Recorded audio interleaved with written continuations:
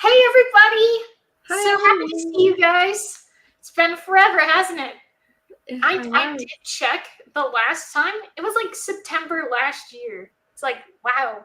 It's been Yeah, a million years. and yeah, I know it's been a while.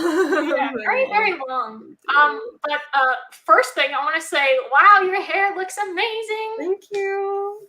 And like I've been getting so sick and tired of my hair. As you saw Hmm. in my Inside Out 2 review, it's gotten pretty long. Every Yeah. single time dealing with my hair, I'm just like, I'm gonna I'm gonna do it like Stranger Things. I'm gonna do it like Robin. I'm just Yeah. gonna take it off. Like the thing is, right now it has like some color in the hair, so I feel like Hmm. there was a bit of a monetary investment. So once that's done, it's Yeah. coming off. I'm I gonna do it. Like I meant to do it back in 2019, didn't happen. Meant to do it in 2021, didn't happen. 2025, let's make it happen. woo.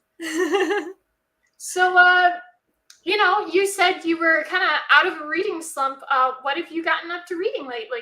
Oh my gosh, yeah. So yeah, I was in like a reading slump like most of all this year. And then yeah, last month for some reason, like I it just yeah, I was like back to back like reading books. So I was like, oh, I think I'm finally back then, you know what I mean? So yeah, so today I am going to be reading The Martian Chronicles by Ray Bradbury. Yay! I'm hopefully gonna finish it. I think I only have like 20 more pages to go or so. So I'm like Nice. super close to the end. And it's been really fun reading it. Yeah, I made like a social media post Yeah, I not saw too those. long ago. Yeah, Yeah, being like, oh, I haven't read Bradbury since I read them in school. Like I right.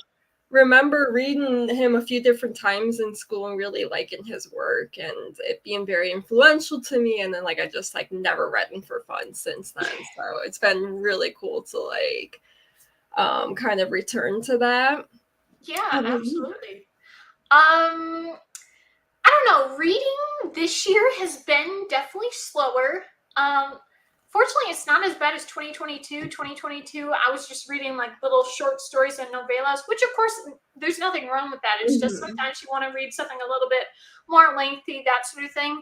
So I have read some books. Let me check my Goodreads. I feel like maybe it's 19 books. Yeah. So I've read 19 books this year. That's really good though. Yeah. Yeah, it's definitely a decent number, and I've definitely read some books on my physical TBR, which is nice. And Mhm. the one thing is though, I signed up because I joined Instagram. I signed up for a number of arcs. Some of them never got to them because they just Yeah. ended up being great sounding stories, like a great synopsis, and then the execution. I'm like, I'm sorry, I can't get into it, and I don't think you guys really want me to read it and negatively review it. So I only ended up reading like 2 arcs that I've received, but Mhm.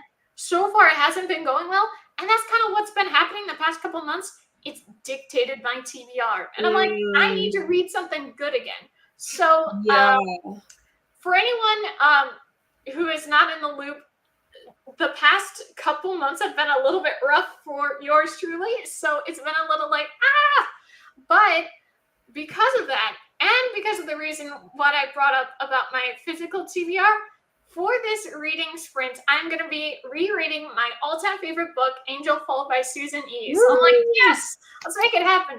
Haven't read it since 2016. Let's do it. Yeah. Yeah, that's like another thing I've been getting more into this year and last year is like rereading books. Yeah, Um I remember you were saying that. It sounded like really nice and positive. Yeah, because I think like I used to have like a really negative attitude towards it, like, oh, I've already read it, like there's no point in me wasting time rereading something I've already read and I can be reading something good. But like, yeah, I just find that like, oh, like I've grown so much as a person since I read this book before that like my take on it was like completely different. Like Hunger Games I reread, Yeah. which I first read when I was 14 and I really, really Oh, liked it wow. Okay. then. And then I reread it last year and I was like, oh wow, like this really is a fantastic book. And like I remember like noticing a lot more of like Peta's like character motivations and Yeah, finding like him like a really interesting character this time around versus, first time I was mostly focused on like Katniss and more of like the, yeah, oh, this is such a cool story. So yeah, it's super interesting to revisit books and yeah, like see like what do you notice differently about it this time, since yeah, like that's a really long time to have, first read Angel Fall versus yeah, now. yeah. Because so it's a series, 3 book series. Mm-hmm. So Angelful was the first book. World After, I don't know if you remember. It's been quite a while, but when I first started the new channel, I had posted my first ever book review, and it was on World After, the second book. Oh, And okay. yeah, and then funny enough, so 2016, I read both Angel Fall and World After, and because of how bad World After was, especially in comparison to Angel Fall, I wasn't really motivated to finish and read it in Yeah. days. So it took till 2020 for me to read it. And it ended up actually being a pretty decent, good read, but it was also like, I forgot everything. I don't remember what happened. Yeah. It was definitely still a good read, but all the potential of Angel Fall, I don't feel was executed further Yeah. into the series. But Mm-hmm. I feel like that's kind of like when we did the reread on the Fifth Wave. Like when I Mm-hmm. first read it in 2013, when I was 12, versus what was I, 20, 21, something like that. Yeah. Right? It's like 7 years. But when the second book came out, the year after that, The Infinite Sea, I'm pretty sure, Oh, I was yeah. meaning to read it, and I picked it up from the library, and I started, and I'm like, okay, I can't remember what happened in the first book. So then Yeah. I tried to read The Fifth Wave again, and I was like, ooh, this isn't working out, and I don't want to like ruin my enjoyment of it Mm-hmm. by reading, so I never did. And I know what happens at the end. I'm sure you don't care, right, about what happens at the end of the third book? No, I kind of forgot that it was a series, but I think Yeah. I really remember like in Fifth Wave, but I was kind of like, oh, okay, like that's enough story for me. Yeah. You No, know? totally. Exactly. Well, in the third book, she dies. And it's just like, I Oh, don't need that kind of, yeah. negative, whatever energy in my life. Plus, she Mhm. was one of my all-time favorite characters. So why would I want to continue reading and she dies? That's just not, you know, Yeah. like, I just don't understand that like, okay, I understand there are certain stories, and I feel like more of a tragedy sort of story can be Mhm. fine to kill off the main character, but I feel like there's something kind of messed up to have it be a teen story and then you kill off, this great role model, this, very strong female character. It's just a little like, you know, Yeah, I'm like as a writer very not into killing characters off, which I feel like is in the minority for writers. Just because I feel like it's like that's kind of boring, to be honest. Like once a character is dead, like that's it. And it kind of just feels like such a like easy way out to end a story is like, and the story ends because the character's dead now, so there can't be any more story. And yeah, I'm not really super into. I can't really even think of like a story where like it was so integral that the main character dies that it actually like really adds to it. mhm, Yeah, I'm really struggling off the top of my head to like, yeah, think yeah. of one that works. Yeah, I was just thinking now, like I was trying to remember if there was any other story where, a main character gets killed off. Book wise, of course, first thought is like Divergent, which was pretty ridiculous that Oh, it's like the love interest, the guy you're following the whole time, ends up with her best friend after she dies. Like, that's kind of messed oh up. my god. Yeah. Yeah. Like, apparently she survives the death serum, but then she gets, Oh. by a bullet wound. It's like, wow, that's such an amazing story. Good job. Yeah. Not, you know. But then I was thinking of like movies, The Matrix. They kill him off in the third movie, the really bad third movie. It's like, Uh-huh. no, like, and then I know Game of Thrones, you know, season 8, Yeah. a lot of people hated that one.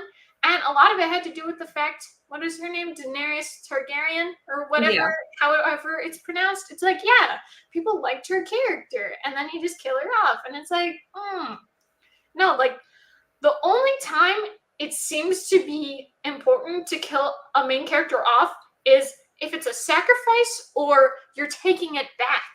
Like, Yeah. in Shrek Forever After, he doesn't fully die, but he does die. Wait, he dies in Shrek Forever After? Sorry, I didn't mean to spoil that if you were... That's okay. Oh my No, gosh, but, what? like, I think I was like 10 years old when that movie came out, and oh my gosh, it depressed me so much. It made me so sad. Like, Shrek is like such a beloved character. Yeah, right? Like, no, how could you do that? And like the whole movie is a major bummer because the plot of the movie is that Rumpelstiltskin is trying to, like take power and everything.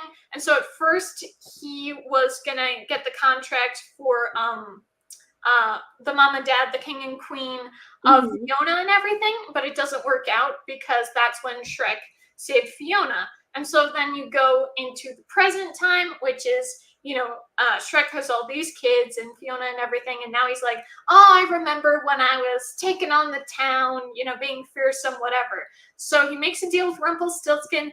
You'll take one day away that I've had before. He didn't specifically say which one. Trickster, right? And so he's living this nice, day that he thinks is a nice day. But then he's like, oh no, things are so wrong. What happened? And then he realizes everything's wrong. Fiona, he didn't rescue her. How did this happen? Confronts Rumpelstiltskin. He took the day he was born. So, and that's like kind of how he dies, because it's like, true justice will save you, but she doesn't love him because she doesn't know him. But then the end works out. And so then it goes all the way back to the start of the movie and everything's okay. Now you learn that, no, I got to appreciate what I have. And, I was totally wrong for that. And then, I don't know if you watch any Adam Sandler movies. I can't think of any off the top of my head. Hey, Joharra! Oh, Joharra! Yay! Maybe it's coming on. Okay. Hey! Hi! Sorry, I'm running a bit late today. Hey, no problem. It's great to see you. We're all here. Yay! It's been so long. I know. I like your shirt. Is it like little bears? Yeah. So we were just talking about a little bit of reading. Do you want to share again what you're going to be reading for this reading sprint and everything? I think I'm actually going to be writing. Okay. Cool. Very cool. I'm working on The Queen of Monsters, which is book 3 in my Realm Monsters trilogy. I'm trying to finish that as soon as possible and get it out. Yay! So I'm going to be reading, doing a reread of Angel Fall by Susan E., my all-time favorite book. And Robin, if you want to share again. I'm going to be reading The Martian Chronicles by Ray Bradbury. Nice. Yeah. Is that the final book in your Realm of Monsters series? I don't remember how long that one is. It's the final book in the original trilogy. I have a few more other things planned for it. Is the novella series still ongoing, I think? Yes, those only have 2 more left. Oh my gosh, okay, awesome. Yeah, I feel like it's just been so long since we talk that I'm like, oh yeah, like where are you in the series and stuff, Yeah.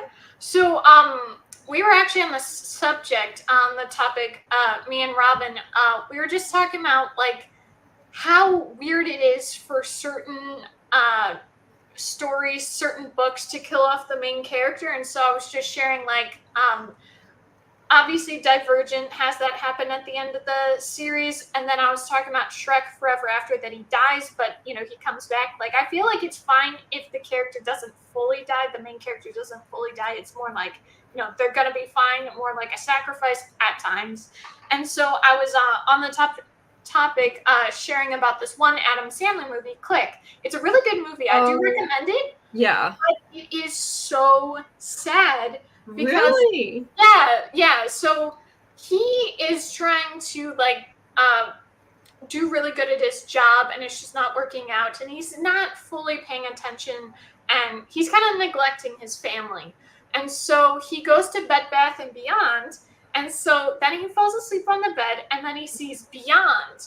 And so he goes to Beyond, and this guy is he supposed to be like an angel? Like, it's hard to tell. Like, maybe he's an angel of death, but basically he gives him this universal remote, and he can skip through certain moments of his life. So if he doesn't want to stick through like a dinner, an annoying dinner, he doesn't want to do that. If he wants to just fast forward through, say, some work project, so he does that. But then as the movie continues, besides the fact that it was never a good idea in general, just worse and worse, totally estranged from his family. He wasted his life away for this work that hasn't been fulfilling in any capacity. He never gets that promotion that he was promised he was going to get. And at the end, it's such a good scene, but so heartbreaking. It makes me cry so much. But he kind of has like this bad thing happen, I guess a heart attack. And so then he's in the hospital recovering. And so his son, his daughter, and I'm pretty sure the wife as well, the ex-wife at that point, went to see him, but then they leave. And so he's like, no, this can't be the end. And it's obvious that like this is his time. He's gonna die. And so it's like all this rainfall, and he's going there, but then he falls, and the family goes to him. So sad. So he does die, but then everything works out. It goes back, and the angel of death guy, he does have the remote there in case he wants to use it, but he doesn't, because it's like, I'm not going to do this again. Like, that was a wrong call, but it's so good. Like, there is something to having a main character die, but don't have them die. Like, if they die, it's okay. Like Harry Potter, like, they can make it work, but don't have them permanently die. That's just too much. And it never has a good payoff. So. Well, I sometimes they have no other choice. Like in Charmed, Shannon Doherty wanted to leave, and I actually think I love some of the later seasons of Charmed, and by the end of the show, I actually preferred Paige over Prue, because I feel like Paige had a development. Like, I did not like her when she was first introduced, but she had a good development. I liked who she became. And Prue, I feel like, was the same character from season 1 to season 3. I feel like there was really no real development. And she could get on my nerves sometimes. And so I feel like sometimes they have no choice, and sometimes it can work out. But it's very rare for it to truly be able to work out. Mm-hmm. Yeah. I just meant more like the full intention of what the writers wanted to do, not so much like, hey, an actor is leaving, we kind of have to kill this character off or something like that. I mean, I know a lot of people, like, for Avengers Endgame, did you guys watch anything with that? I haven't seen it. I know generally what happens. Yeah. And that's kind of kept me from watching it, I think. Yeah. Well, Iron Man is by far my favorite character for the MCU, and so, like, I get that, certain thematic things and character development, that it was a good thing technically to some people, but no, you kill off my favorite character. It's all sad. Like, that's they kill off my favorite character too. Mine is Gamora.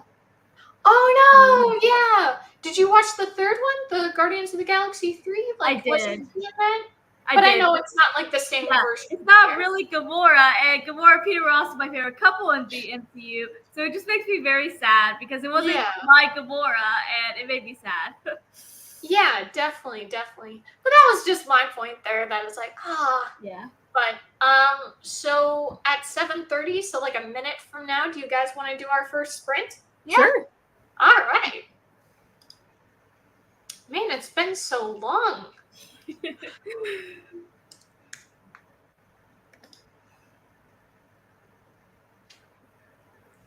But yeah.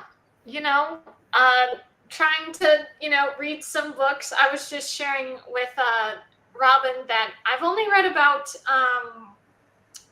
19 books this year, which is fine, but I'm definitely hoping for more books. So, gonna try that out. Okay. Well, see you guys at 8, or at least, the end of the hour. All right. Happy reading, everyone. See ya.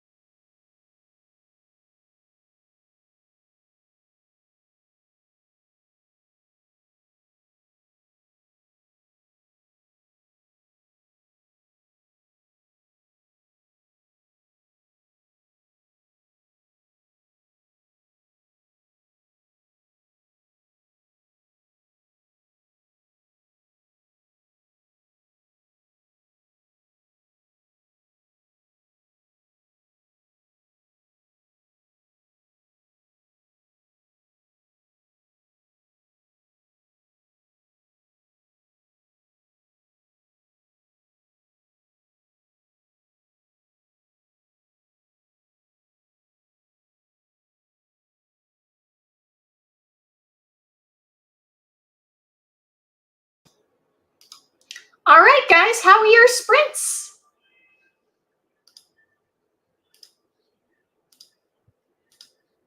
Hey, Towers. Very exciting. I hope your editing is going well. Hey, guys. Hi, everyone. How'd your sprints go? I didn't end up reading because my mom just got home, so we were just kind of socializing, chatting, catching up. But what about you guys? Next time I'm definitely going to, though. Next sprint. Yeah. I got a chapter done and almost another chapter done, and then there's just one more left. Oh yeah, I got like literally like a page and a half left in this chapter, and then I'm on the last one. So yeah, I'm hopefully gonna finish it next sprint. I do think next sprint I do need to make dinner for myself too, so I will have to give some time to that as well. Yeah. Oh, that reminds me, Robin. Are you still living in the same place you were when you first moved to? Yeah, I'm still in California. Yeah, still same place. I finally have a desk though, so I'm like, Yay! that was like a huge step in like getting situated was like having a desk. I can totally relate. When I first moved to moved to Florida. Yeah. Blah, blah, blah. To get my desk and to get my bed, it took so many months. So I was just on a bare mattress, and then I would try to edit on this little, MacBook, and it just would not work. It was just a really bad mode, and then I finally got it, finally set that up. But I definitely prefer what I have now. My Mac Mini, so much better CPU and everything else. And then this little webcam I have, it actually has its own little light. So it's way better. I can actually, because I don't know if you guys remember when I just had my Mac be the camera, you could hardly see me most of the time. But at least now this light. Hooray! Yeah, I didn't write too much. I had troubles with my laptop for a minute, but I am in a great battle scene, which is a lot of fun to write. I love writing battle scenes; they're some of my favorites. So that's a lot of fun. I think I might be getting close to being done with this chapter. I'm not sure yet. Yay! Well, Tower says hello, Joharra. Hi, Lisa. And for the editing, it's going. Got a few pages done, and I'm happy with how this chapter is shaping up. Hooray! Nice. Awesome. Yeah. There's something about like kind of when things are kind of going rough, because I was sharing this with Robin, Joharra. I was sharing with her. Things have been a little bit difficult, and I will say 2024 of more recent years has sucked. It's been like so bad, and that's what's kind of a bummer. The books I'm reading, not to say all, there have been some good books, and a lot of the movies and TV shows, again, not all, but some, so many are disappointing. Like, I can't even, like, the very things that I enjoy and that maybe I can use this as escapism aren't working. I was like, what's going on? So one thing I definitely want to make more of a plan, because I haven't done it in a million years, is write. Like, get into some writing and everything like that. Like, I still really like my dual perspective idea. I don't know if you guys remember that one, but it's like, because I read this one Casey West book, and it was about this girl, her brother had died. It was more of a subplot versus the main plot, but it was like this whole thing where at the end of the story, she asked her mom, hey, because they had like this whole thing of like, because he died, they had all these items that remind the family of him and everything. If I had died, what would you have for me? And so she was kind of telling her what sort of items, based on her personality and her interests, that sort of thing. And that sort of concept really inspired me to do this, this brother and sister. In one universe, the brother dies. In the other universe, the sister dies. And I still really like that concept. It is a little difficult where I'm like, I feel like I might be a little staticky in how I'm writing the male character, just in like the fact that like, yeah, he's dealt with a lot. His parents were so mourning the loss of their daughter that they kind of forgot to raise their son. And so he always feels like a disappointment. So he rebels a lot. And I feel like, to be fair, it's kind of like a character that is more of a standard stereotypical kind of I alternate this. see. Like I definitely want to give more depth to him. I just have to figure out how to do it. Like I still like what I've written, but where do I go from here is the question. But I definitely want to do something like that. There's so many other stories that I could definitely do. Maybe, take some inspiration from life and be like, okay, what's something better that I would prefer happening in life than what's happening right now or something. I don't know. Try fanfic. They actually try and care about what they make. True. Very true. I have not read fanfic in a million years. Like maybe 10 years. So that's definitely something I gotta consider. So thanks for that suggestion. Definitely. Joharra, have you gotten to reading that A Good Girl's Guide to Murder? Yes, I actually finally finished it just last night, and then Mm. I watched the first two episodes of the TV show last night, and then watched the rest today. And I liked the TV show; it was good. But like with most adaptations, there were some things that I had issues with, some things that I don't think was necessary, some things that I just think was so stupid that they changed. Like one thing that annoys me is whenever one thing, as much as I love the Harry Potter movies, and they're some of my favorite movies, and there are some things in the movies that are better than the books, there's also so many things in the movies that I hate that they did, like trying to make Hermione seem smarter and making everyone else seem dumb, especially Ron in comparison, just to make her Yeah. look smart. Like you can make a character look smart without bringing down other characters.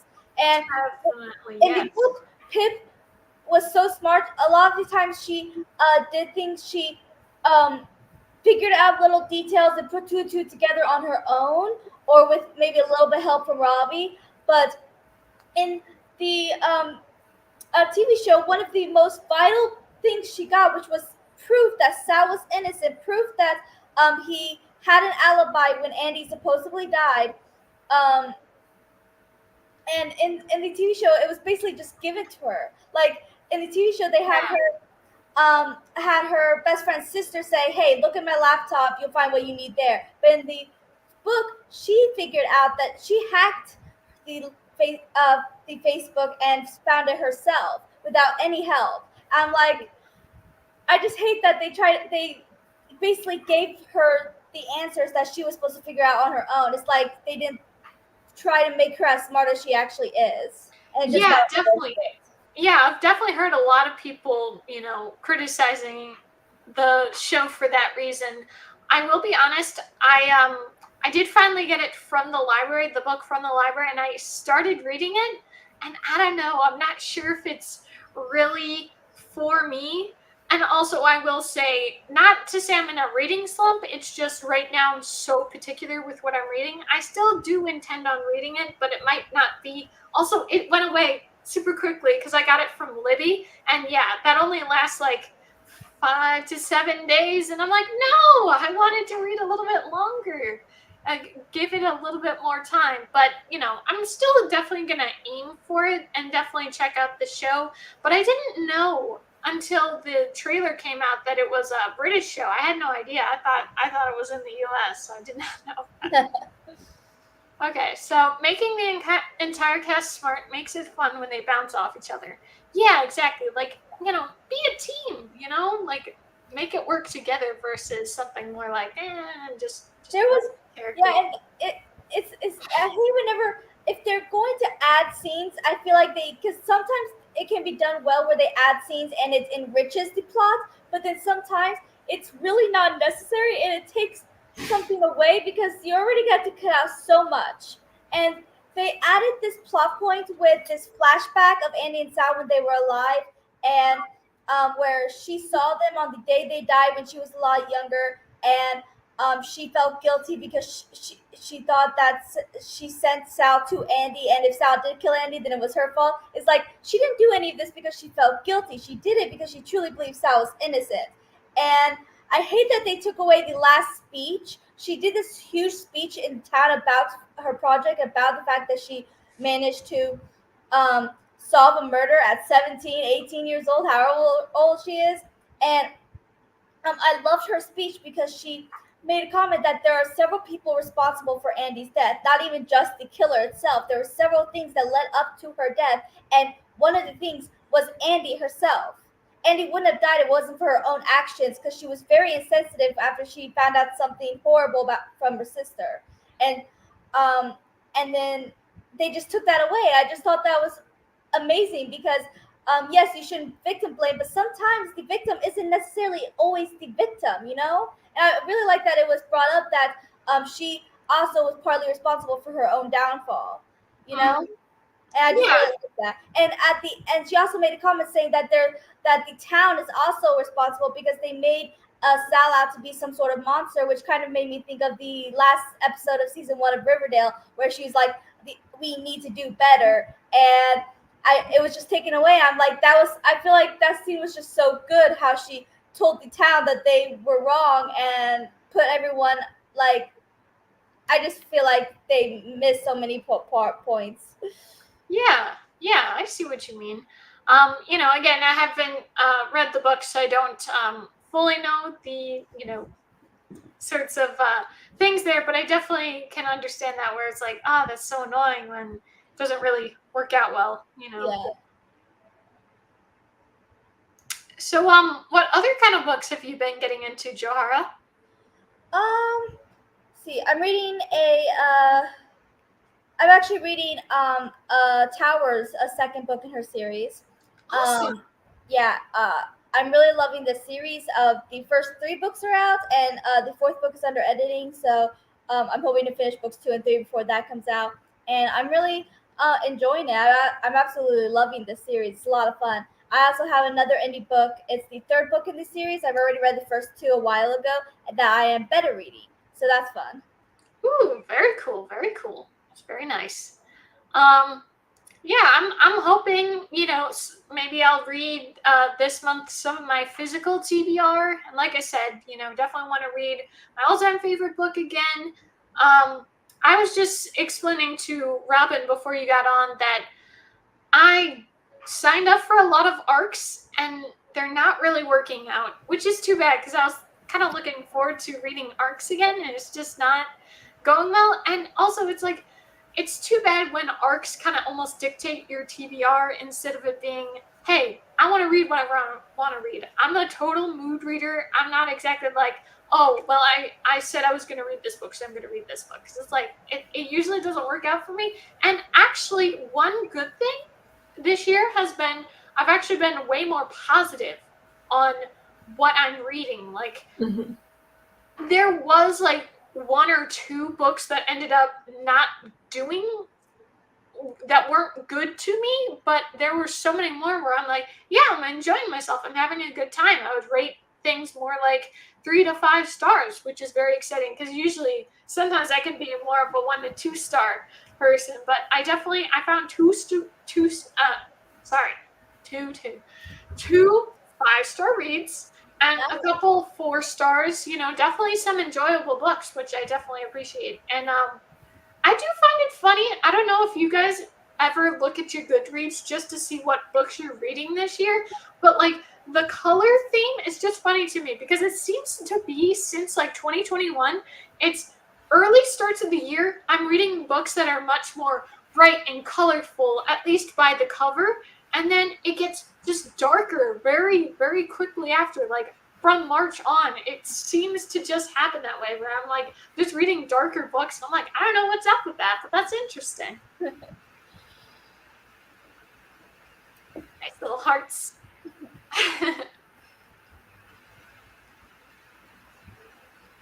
So, any like life things happening that you guys would like to share at all?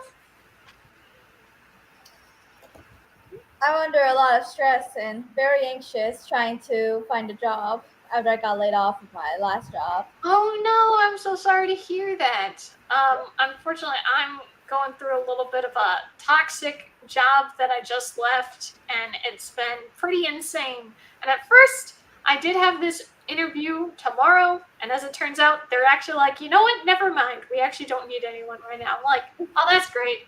So, I'm gonna just keep trying to look for things. But to get back into like more good sweet things, like I'm more looking for like, I did do a rewatch of like that DreamWorks first movie, Spirit. I rewatched Pixar's Up. Like, I'm just watching more like that sweet, kid like wholesome things, because I just need something to like make me feel good. I don't want bummers. It's like I just want sweet things. So I'm hoping you're doing okay, Joharra. I know it can be very rough. Yeah, it is, especially we need like more income and stuff, and it's been a bit hard. Mom lost some of her social security, so she's trying to get that back. So we're kind of struggling with money a little bit, but I'm hoping to find something really soon because I really need a job, but it's really hard because like first of all, a lot of jobs I've seen right now, I need a job close because I don't have a car, so I've been taking Ubers, and I can't have a job too far away because the Ubers will be very expensive, and then I'll run out of money and I'll miss a lot of days, and then I'll get fired, which I really do not want. So I'm trying to find a job close enough to me, and that meets my qualifications. It's just very, very hard. Yeah, definitely. Especially since no one ever gets back to you. I don't get that you post that you need somebody and then they never get back to you.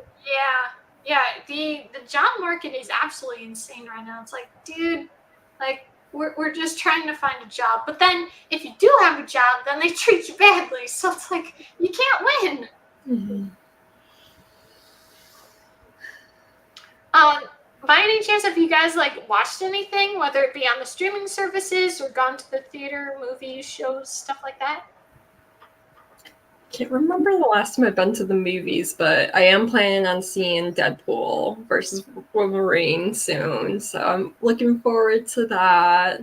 I'm like trying to think. I've been like mostly in like a rewatch mood, so it's been mostly rewatching like the shows that are familiar to me and comforting for the most part. So yeah, I feel like I haven't really branched out into much new stuff TV wise. So yeah. Several months ago, I went to the movies with a friend, and we saw a kids animated movie called Migration, and I thought it was really fun. And then I found it on a streaming service. So the other day, my family and I watched it. And we thought it was funny, and it was a nice little time. I also finished rewatching Brooklyn Nine-Nine. Oh yeah, very fun. It was my first time watching it after my initial first watch, so I enjoyed it. I've actually been having a hard time finding anything to watch right now. Things I want to watch, and there are a few shows that I'm behind on a bit, but it's like I have to be. I'm a mood watcher, even more so than being a mood reader. Like, I have to be in the mood, even if I'm enjoying it. So there's a few shows I'm behind on. There's a few shows I haven't started yet that I want to, and a few shows that I even want to rewatch, but none of them I'm actually in the mood for at the time, and I've just been struggling to find anything that I want to watch. Yeah, I can totally relate. It's a shame, So Tara says, I've been watching Abandoned Mysteries of America on HBO. It's a docuseries about these falling apart buildings and their history. Oh, that sounds very interesting. Are you enjoying it? That definitely sounds very interesting. Did either of you watch the Nickelodeon documentary?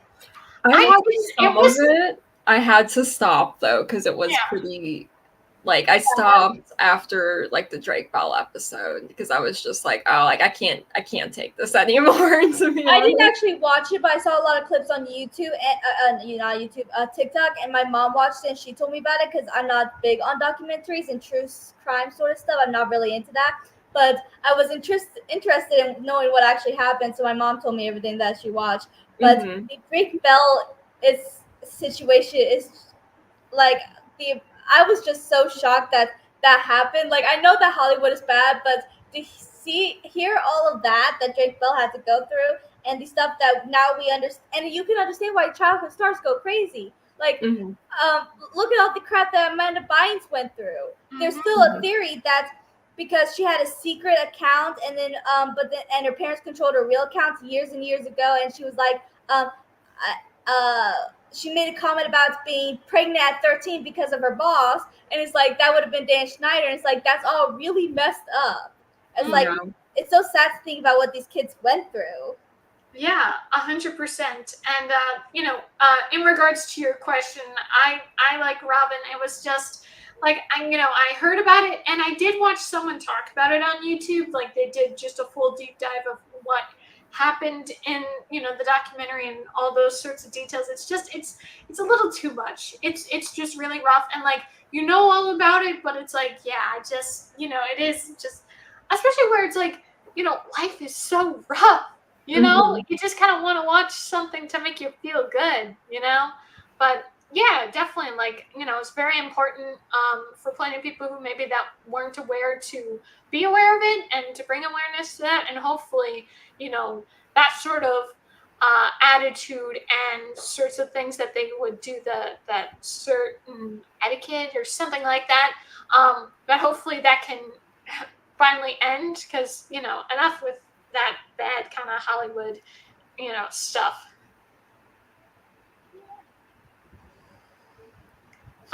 But Robin, I was curious. So you were saying you were doing some rewatches. Anything specific, like maybe Gravity Falls, Owl House, other things? Actually, as I was just saying that, I was like, oh, I should rewatch Gravity Falls.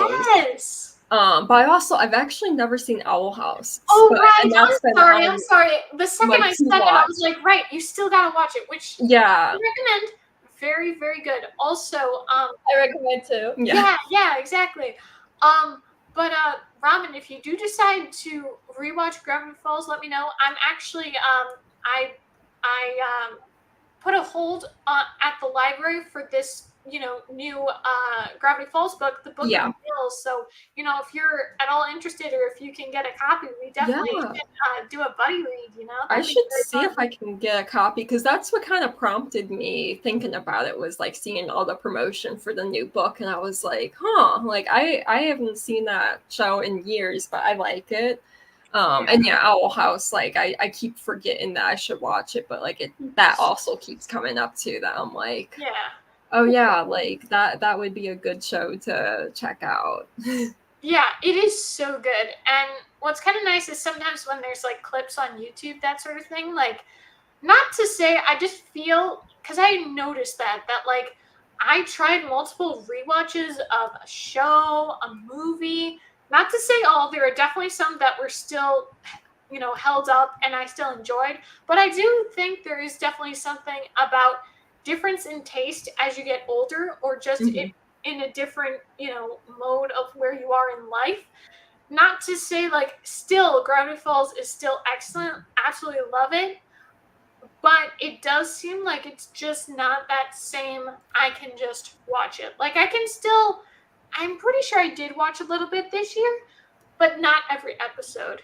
And I do feel like I've seen the show so often, kind of like how I did with Stranger Things. I just watched so much of it that it's like, now it's like you kind of want something a little fresh. And even though I have done a lot of Owl House rewatches, it's not enough that I can't still watch it again, because there's definitely some really good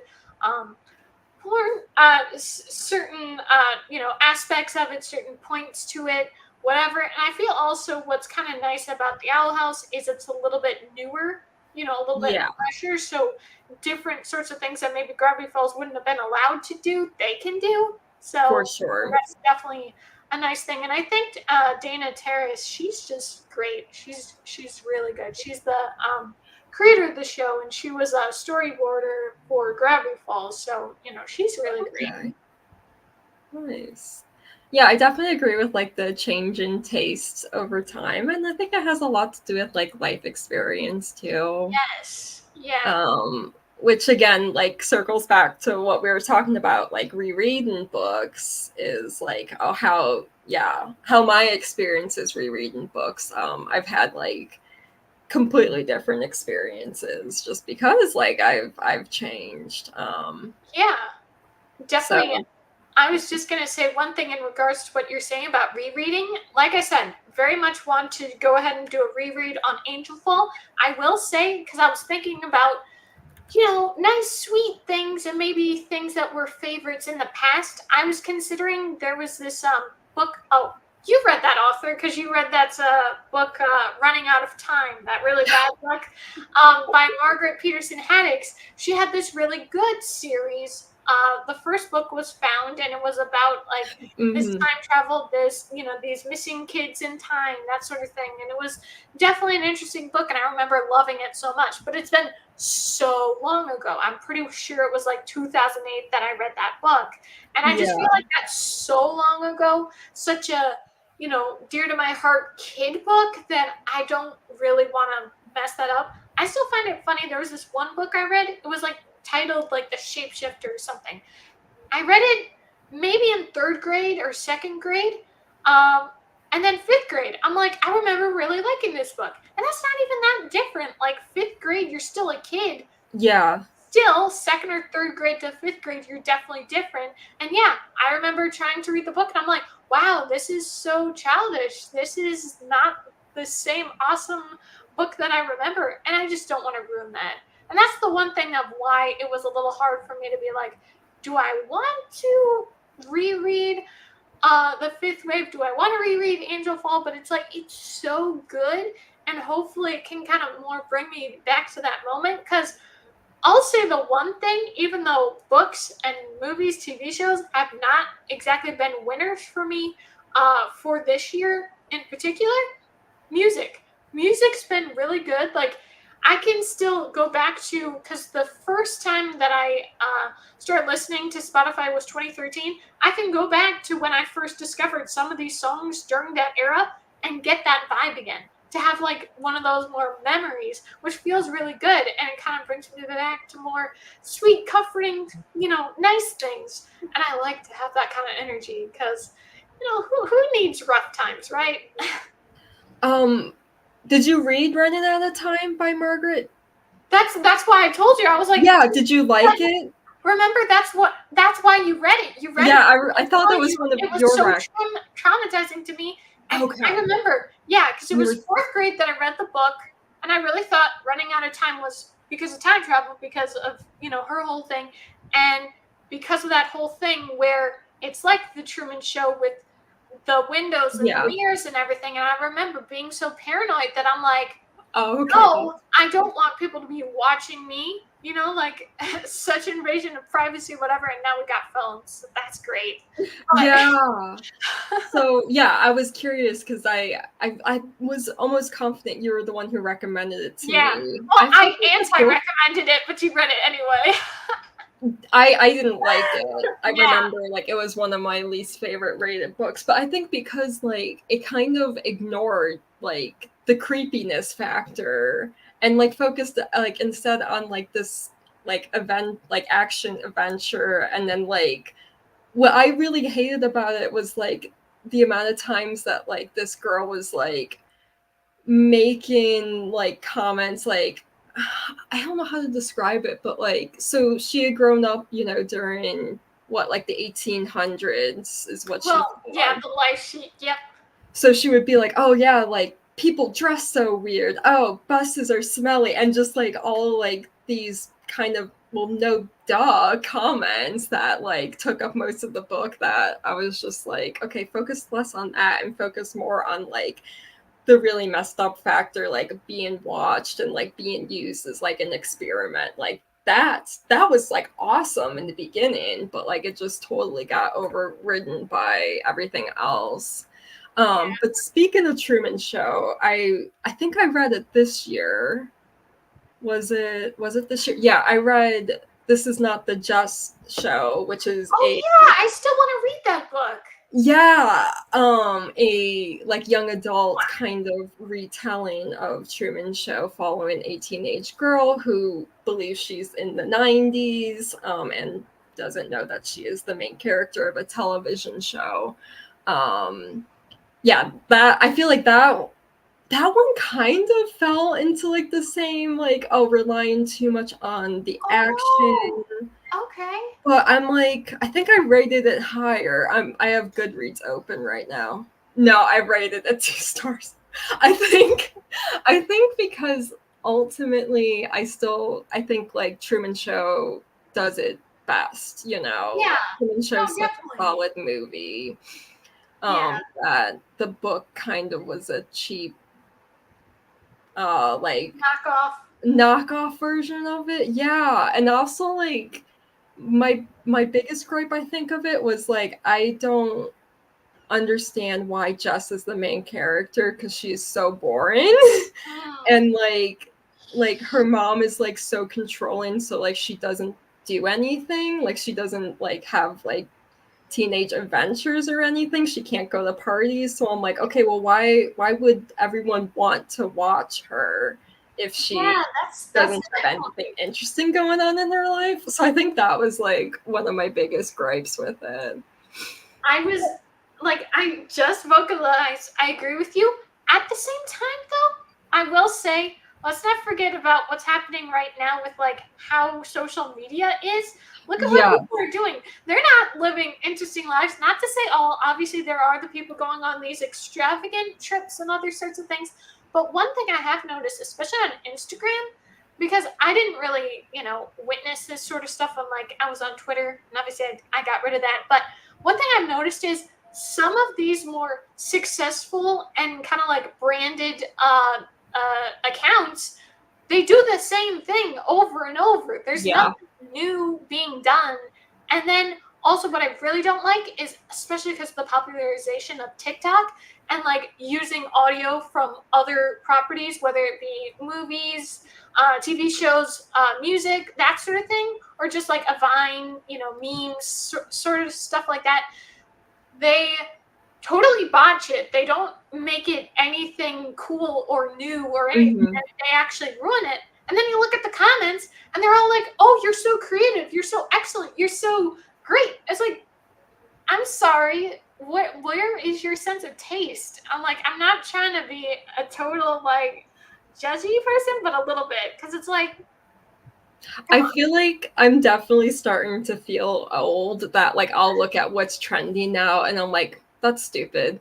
Like usually with social media trends that I'll just be like, why is this entertaining? Like the thing that I don't appreciate, because like I definitely understand what you're saying there for like you feel old there, but the thing is that I don't appreciate that if someone acknowledges that something is not very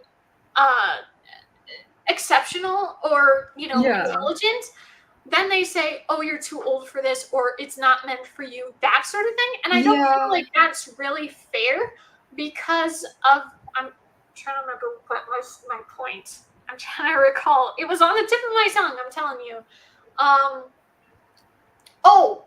The fact that when I was a tween and then a teen, Vine was all the rage.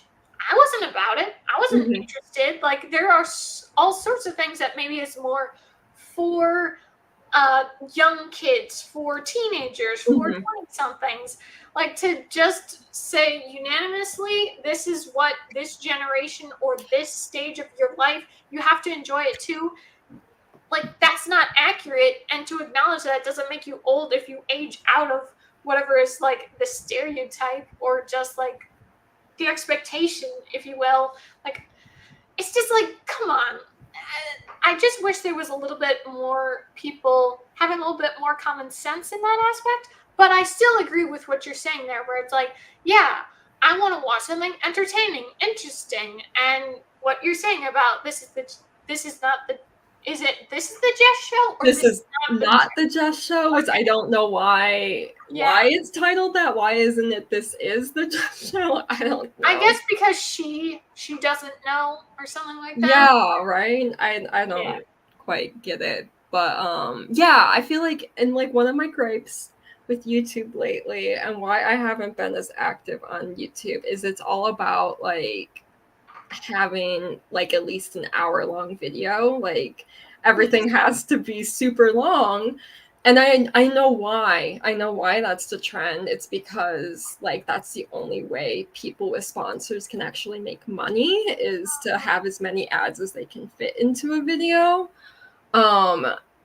But at the same time, like I'll watch a video that has like a really interesting title and then like the person's like not actually saying anything. Like it's just like very empty like thoughts. Like I watched like a video, I think of like some like mom YouTuber who was like, oh, like why God, what is that really annoying kids show? for like little kids. Coco Melon, I think. Okay. I've never Yeah, heard of she's it. like, oh, why Coco Melon's making your kids stupid? And I'm like, oh, like, you know, I've heard a lot of criticism about Coco Melon. I don't really know what it is. Like, I'm just curious what this is about. And like, she essentially just like was consistently repeating the point of like, oh yeah, we don't watch that in our house. Like, you know, I let my kids watch this, and this instead. And I'm like, okay, but like, Tell us like why. what Yeah. is the evidence that like this show's bad? What's bad about it? Like, talk about your actual point, you know. Yeah. They did actual studies that says that SpongeBob makes your child stupider. They did actual studies. I They had remember them that. do some sort of test and then have them watch an episode or two of SpongeBob and then do the exact same test, and then all of a sudden their grades dropped. Oh my god. You know what? I actually did do a SpongeBob rewatch this year. I was watching a little bit of SpongeBob too. It's kind of nice and sweet, you know. I only like, I think, the first maybe 4 seasons of it though. Oh wow, you watched a lot. I only watched a couple episodes. No, I mean, like, I was doing a rewatch Yeah. because I haven't seen it since I was like 11. Yeah. But yeah, I think that's also what made me interested about, oh, like now there's a new generation of like a kid show that adults hate on. So I was like, okay, what is the compare and contrast? Personally, I think SpongeBob's better. Like, Yeah. I never liked SpongeBob, even as a kid. I could never get into it. I remember enjoying it. I definitely liked it. But I did have a complicated relationship with cable TV because I wasn't allowed. We didn't have it in our house, and so anytime that we would visit other people's houses, I'd watch Nickelodeon, Disney Channel. It was very exciting, you know. And then we finally got Xfinity. We finally got cable, and then very soon, then streaming kind of hit. But at the time, it was very exciting. But then also, I was so much older than like the kid age, where it's like, I mean, it was exciting. That was like the year that Gravity Falls came out, so it worked out. Like I did watch some good new things, but then watching some of that stuff like Hannah Montana, iCarly, certain things where it's like, ooh, I remember really liking this, and maybe the quality is not the same, but it was still like one of those. It's exciting because I wasn't allowed to before. Now I can. yeah. I'm trying to remember what it was you were saying, Robin. What was it you were saying? Like, I know you talked about SpongeBob and with what you were saying about like YouTube, where it's like sometimes there's a really good title, really good like maybe thought or thesis or something, but then the actual essay execution of it is not good. It does remind me, not to say it's the same because it was just for a school project, but I still remember I did tell you about it, and I'm still bummed. Like, maybe it's somewhere in one of my hard drives. I really don't know where it went, but that video that I made, it was like a whole thing of figuring out why, like, what's up with memes, like what is it about memes and everything. And I remember being like, okay, there's got to be some research on it. I feel like it was just too new. Yeah. And it wasn't any good research, so I was trying my best with the material that I could come up with, but I feel like it is one of those things of like, what is there to say? You can kind of more take your own impression of maybe why is it that actually dogs aren't as interesting on the internet, but cats are. Like, one of the things they say is cats don't respond to the camera. They're just going to live their lives, and that's interesting to see, versus a dog kind of cares about that stuff. I don't know. Like, it was interesting stuff, but it was also like, there's not much substance here because I was trying to find something that didn't exist yet, I guess. I would even say now, probably they don't even have that great of something to say there, you know? Yeah. I would say like what you just said about memes was more insightful than that half-hour video actually was. Like, when I said that video was empty, I mean it was like so empty. It was literally like, here's a clickbait title, I'm gonna collect my bag for minimal work. Like, yes, 100%. And it seems to be happening a lot on YouTube. It's just like so much of stuff now is just like reaction content where it's like, let's Yes. watch TikTok together. And then it's just like, oh, like all the person actually does is maybe laugh or like say a tiny joke. And like most of the videos, And- like watching TikTok. Yeah, like one thing for me is I've been very much prioritizing fully making original content. You know, Mhm. I'll make a review, maybe I'll put a little clip like from something in, but make sure it's very small because I don't want any sort of copyright issues. But Yeah. also, I want it to be that I didn't gain popularity, I didn't gain, you know, certain levels of notoriety or whatever by doing something that I didn't make myself. I wouldn't want to do that. Like, I would feel like my credibility is totally off. So that's why I wouldn't do that. But like, I still think about like that one guy. I don't know if you guys have watched him on YouTube, but Cody Co. I sometimes would watch his stuff, but then I'm like, wait a second. All he does is react to what someone else came up with. Mhm. Maybe makes a couple jokes, and then he has these millions of subscribers. It's like, Yeah. it's just a little like, what is big right now? People reacting to what other people make or something that's not really original. And Yeah. that's really too bad. And that's the one thing that's like, no. Like, some people have said to me, especially when I tell them that, oh yeah, I make YouTube videos or I want to eventually be a filmmaker, stuff like that. One of the things they recommend, because I'm on YouTube, because I'm trying to, do these reviews, they either say go on TikTok, even though you don't like TikTok and don't want to do TikTok, or say super rage baity sort of opinions, like make people mad so they pay attention to your stuff. It's like, well, no, actually, I don't want to do that. Like, I want to be 100% genuine, 100% authentic. I don't want to be some phony, person that's 100% against what I'm about. I'm not gonna, take away what I believe in just to get famous, Yeah. Yeah, that's like, it's really cheap fame when you're just like, I'm going to depend on the rage bait alone, you know? Yeah, 100%. And then they don't understand what I say. No, I don't want to do that. It's like, come on. Yeah, Go I ahead. want people to genuinely like my content, you know? Yeah. And not just be, because I never understood that whole hate watching anyways, because that's why bad shows get renewed and good shows Mhm. don't, because you're hate watching a TV show. If you hate it so much, like, I can't get myself to force myself to watch a TV show or movie that I hate that much, and it takes a lot for me to truly genuinely hate it. But if I do, I can't watch it. I have to like it on some level to be able to continue. And Yeah. I just don't get the whole hate watching. So no, I don't want people to hate watch my videos. I want people to generally like my videos and what I have to say on this subject matter.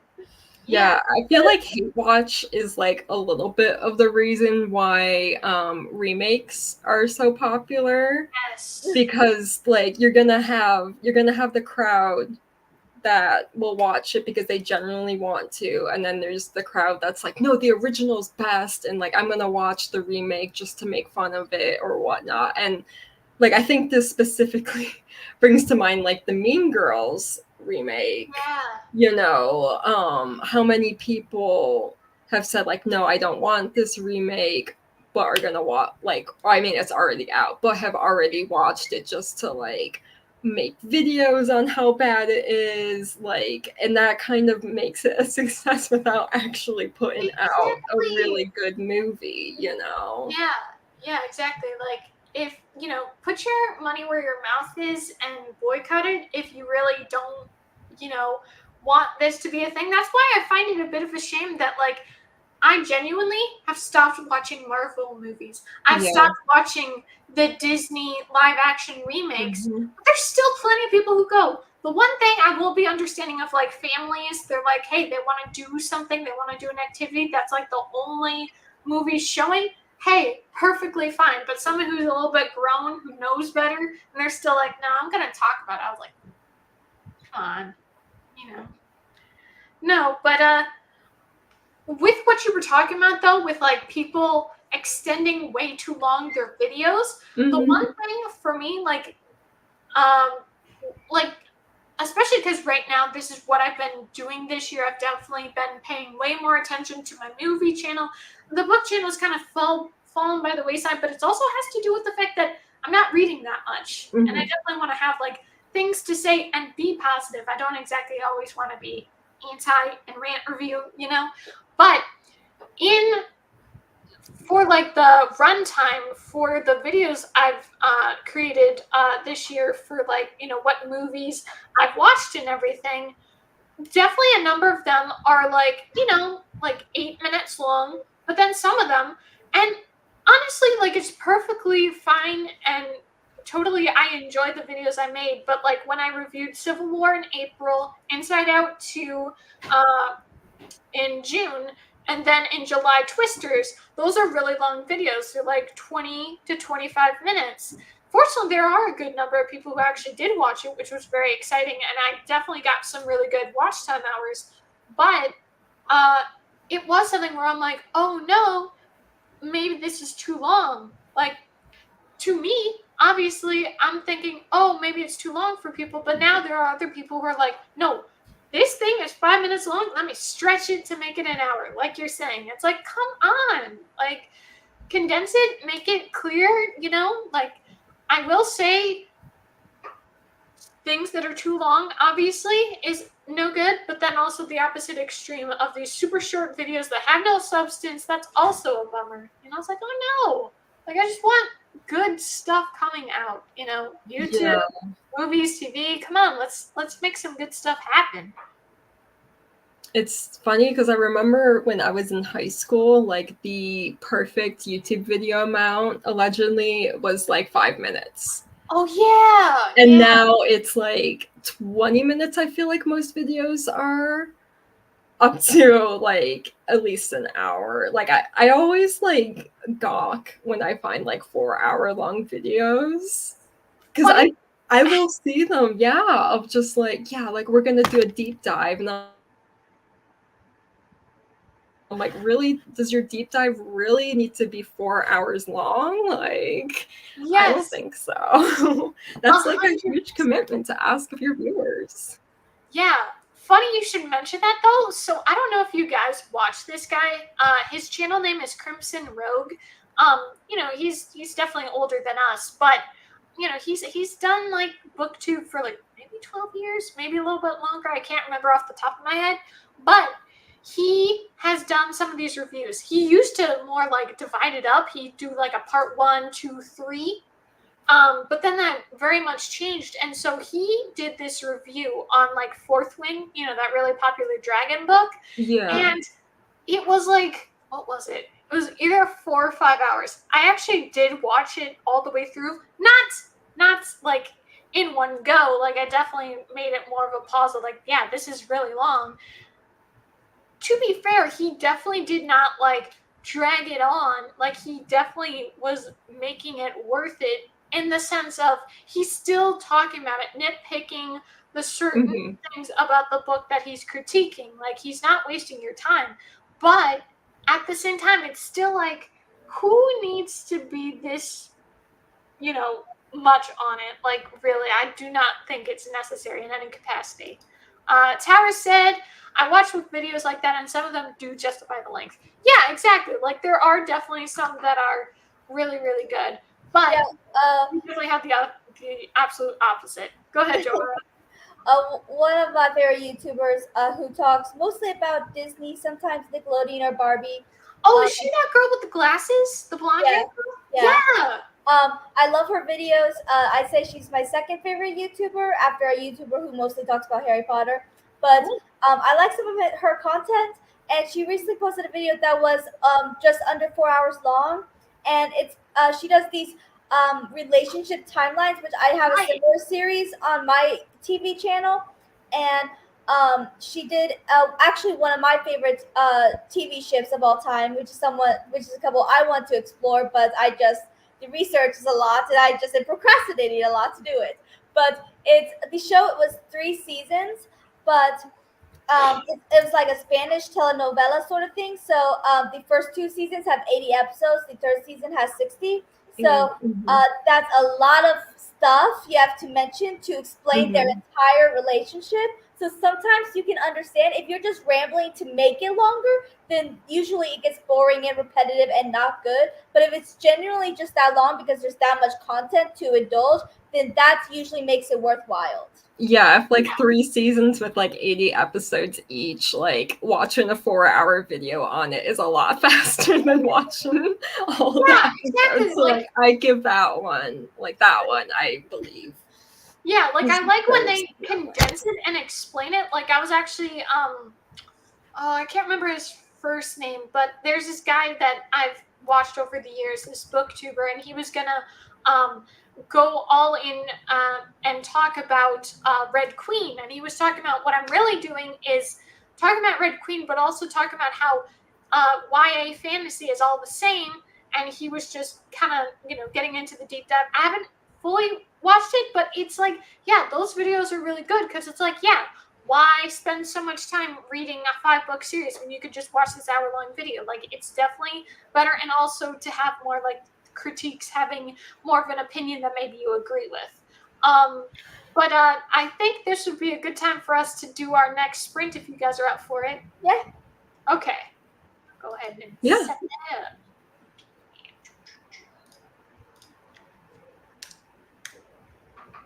Okay. Yes. Okay. We will be back, guys, at 20. Happy reading, writing, all the things that you're doing.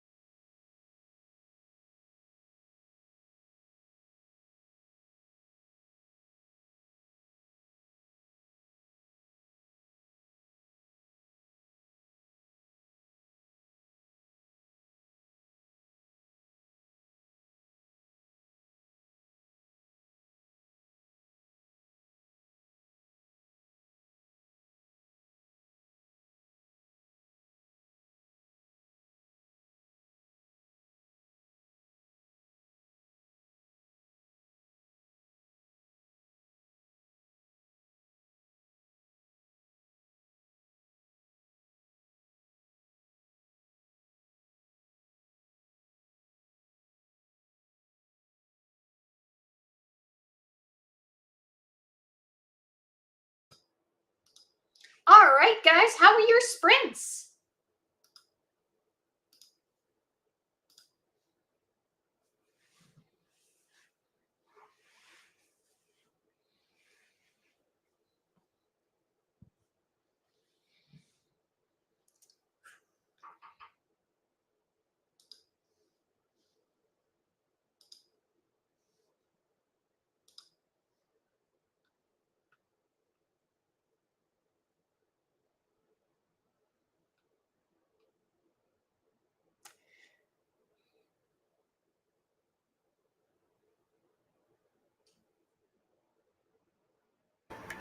Hey, sorry. Hey, did you get to some good productivity? I made so much progress. I am almost done with this chapter, and yeah, it got so exciting because Rain, who is a banshee and is extremely powerful, just did this banshee wail, and it was more powerful than any banshee wail they've ever done, and it like decimated the entire forest, almost killing the villain and the hero. Oh no! They didn't even know they could do one so powerful, and it's just such a fun scene. That's so cool. Tower says, I've added about 300 words to this chapter. Really happy with it. I'm an underwriter. I always need to add stuff. Cool, cool, cool. Interesting. How's the editing going? How far are you into it?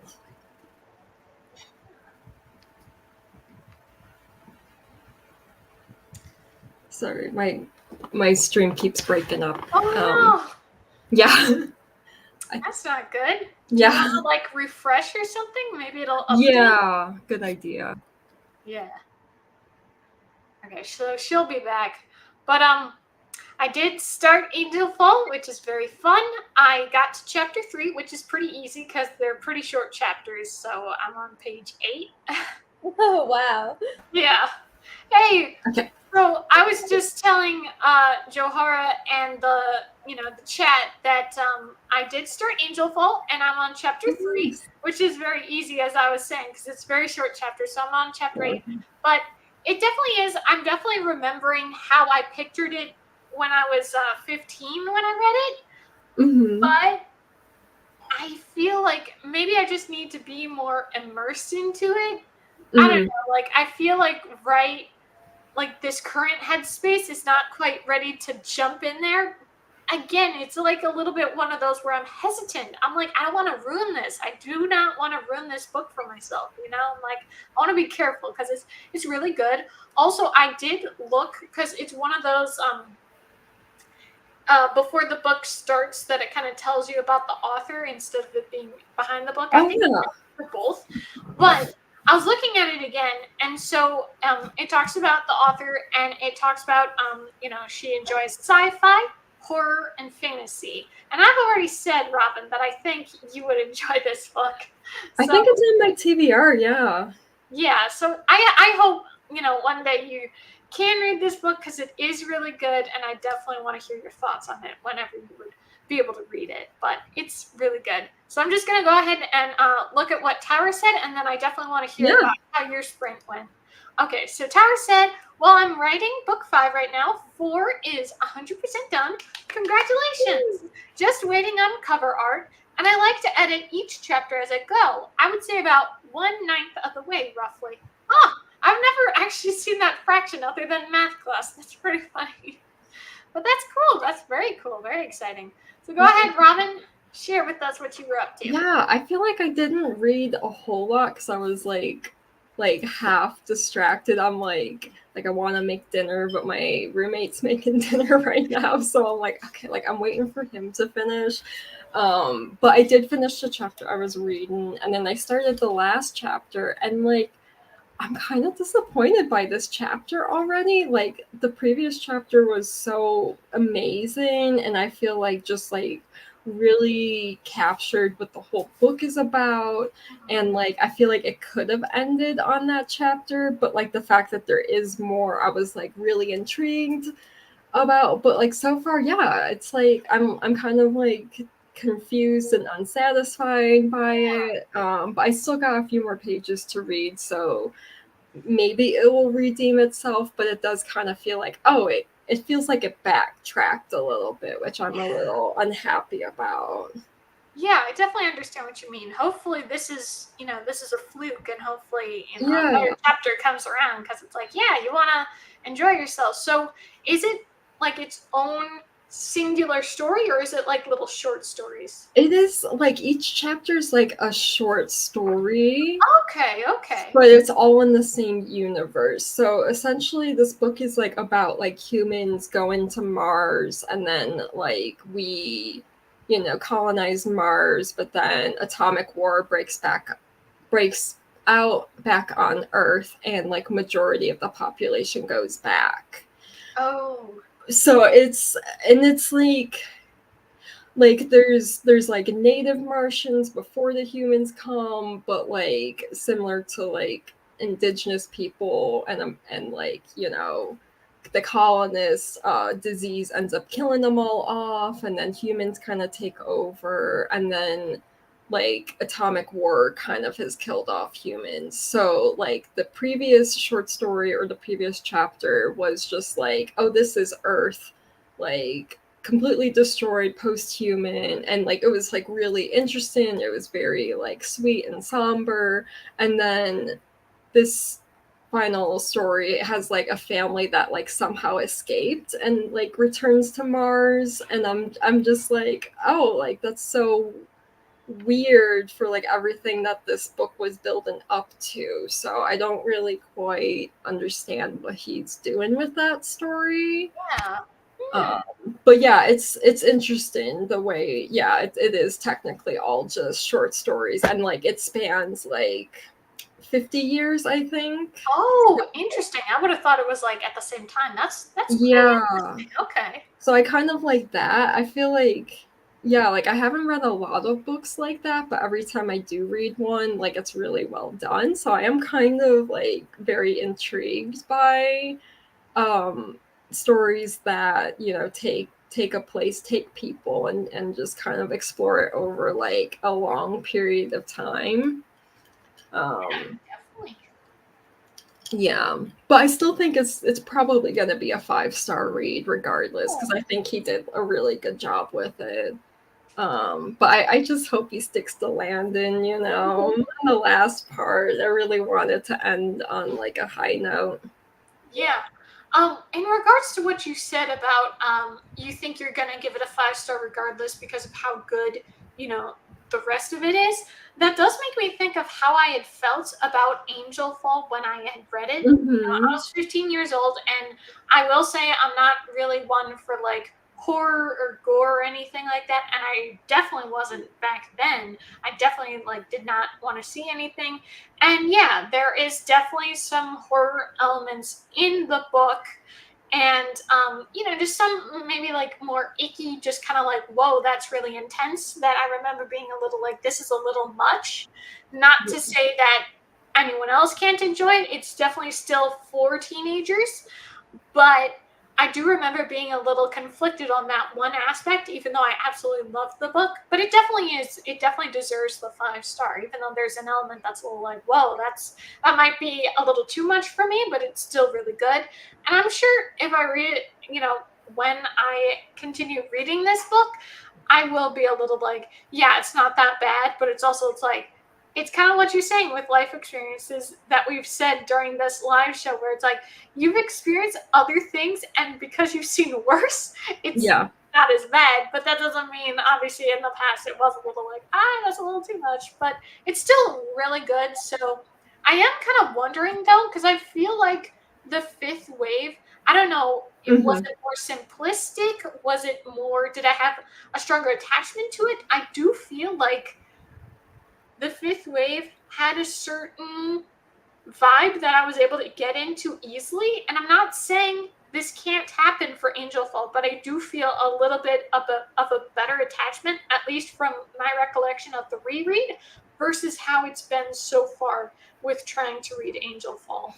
So I'm a little I'm a little unsure if I want to do it because I don't want to ruin this experience. But at the same time, it's like, well, I want to get into some nice, happy things, and that's the whole reason I'm trying to reread. I want to get over some maybe not so positive things and just, remember some happy times, and hopefully, other books down the line, whether it be my physical TBR or just in general this year, that I find more 5 stars, because I definitely want to read some good things. And other than maybe a few of those advanced reader copies, and then one book, because the first book that I read in June, pretty sure it was June, I rated it 5 stars. And then the second book came out in July. I read that 1 star. It was like just so bad.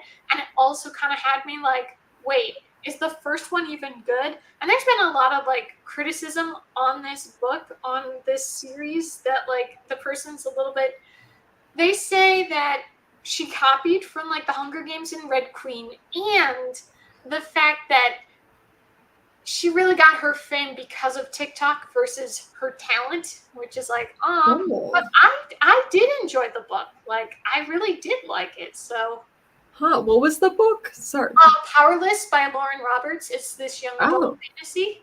Yeah, I'm really in like, I don't know if "interested's" the right word, but when you said like, like she copied it from Hunger Games and the Red Queen, like that, like. Because I feel like, did she really copy it, or was she inspired? Yeah, because that is the thing, because you can be inspired by a book or a TV show or a movie, and it's not a copy. It's just inspired you to make your own tale, and it can still be 100% original, just inspired by that. Because Rick Riordan actually said that he was inspired for Percy Jackson from Harry Potter. And you can't be inspired from something and not copy it. Yeah, no, there's definitely something to that. And Victoria Aveyard, the author of Red Queen, had said that, to just say something copied or plagiarized, it's really hard to prove. So, like, try to avoid that sort of, talking, saying whatever. But there is a good chunk of evidence and like certain tropes and certain things that she does, especially because she said like Red Queen is like her favorite book. And she did say though that she did independently publish this book. And then Simon Teen was like, wait, we could really, make a good profit here. So let's actually traditionally publish your book. So that's kind of how it happened. And also she did say that she wanted to write this book for herself. Some people do kind of think it is like incorporating the Hunger Games.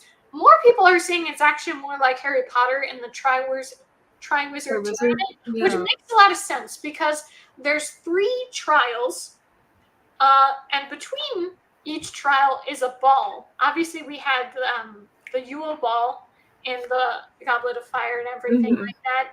And also the ending trial is in a maze, the maze, and it does do that sort of thing where it closes in on you, attacks you, that sort of thing that the maze did in Harry Potter.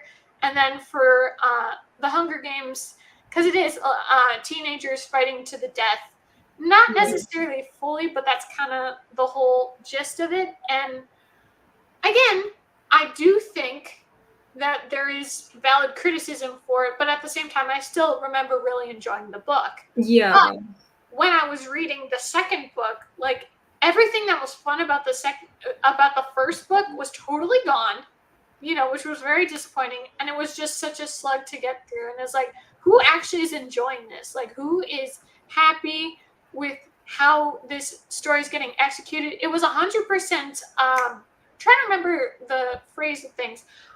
Kind of what we're talking about with YouTube, where like they're trying to extend something that doesn't need to be extended, because it's like something happens at the end of the book, the first book, that she's on the run, and so the guy has to go get her, and that's the whole second book. It 100% should have been a duology. It did not need to be that long, and it was repeated over and over. Everything they're doing, conversations are repeated. Nothing is interesting. Like, it was totally like anything that was possibly good, totally gone in this book. So it is a little bit where it's like, I kind of almost reevaluate how I feel about the first book. Not to say that I still, because I definitely did enjoy myself and had a good time, but it's like, is it 5 stars? But again, I'm not going to change the review because I felt a really good, way about it when I read it. So I'm not going to change it, but it is a little like, it's just too bad when that happens, when it's like, whether it be maybe this person did take a little too much from other properties, or the fact that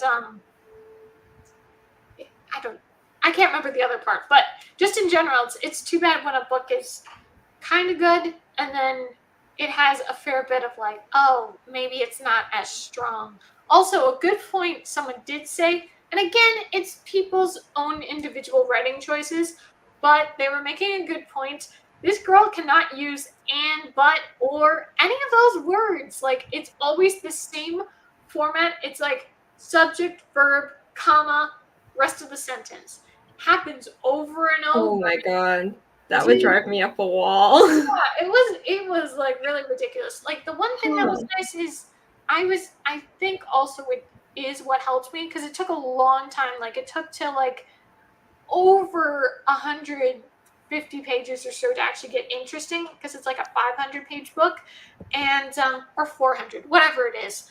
But the fact that the audiobook was actually really good. It was really well executed. But I do wonder if I didn't start reading through the audiobook, if I would have enjoyed it as much. There really is something to an audiobook at times, Yeah, I mean, it sucks when a book series gets worse instead of better because it's really supposed to get better. Like, you're supposed to like the first book enough to finish it, but each book should be getting better and better as it goes. I know there's one series, I read it forever ago, but it's called the Storymakers Trilogy. And I haven't heard of that. And I thought it had an interesting premise.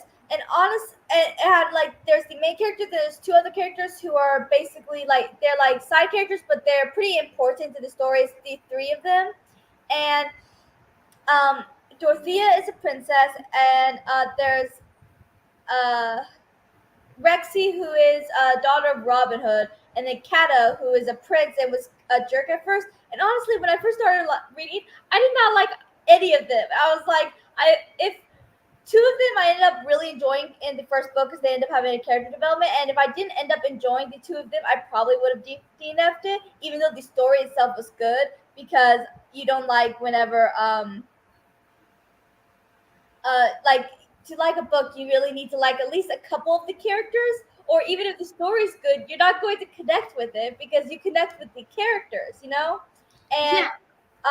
And then so because I ended up liking Dorothea and Kato by the end, I continued. And then but this season but book 2, they switched POVs and it was no longer about Dorothea, it was about Rexy, who was the one character that didn't grow on me. Like, she was still annoying. And then so book 2 wasn't as good, even though the story itself was still intriguing because it was following Rexy, and I didn't like Rexy. I don't even know why. It was just she was annoying, and I couldn't connect with her, I guess.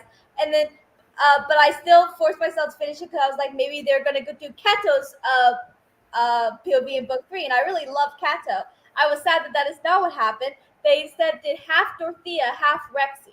So the Dorothea chapters I really enjoy, but the Rexy chapters I was mad about.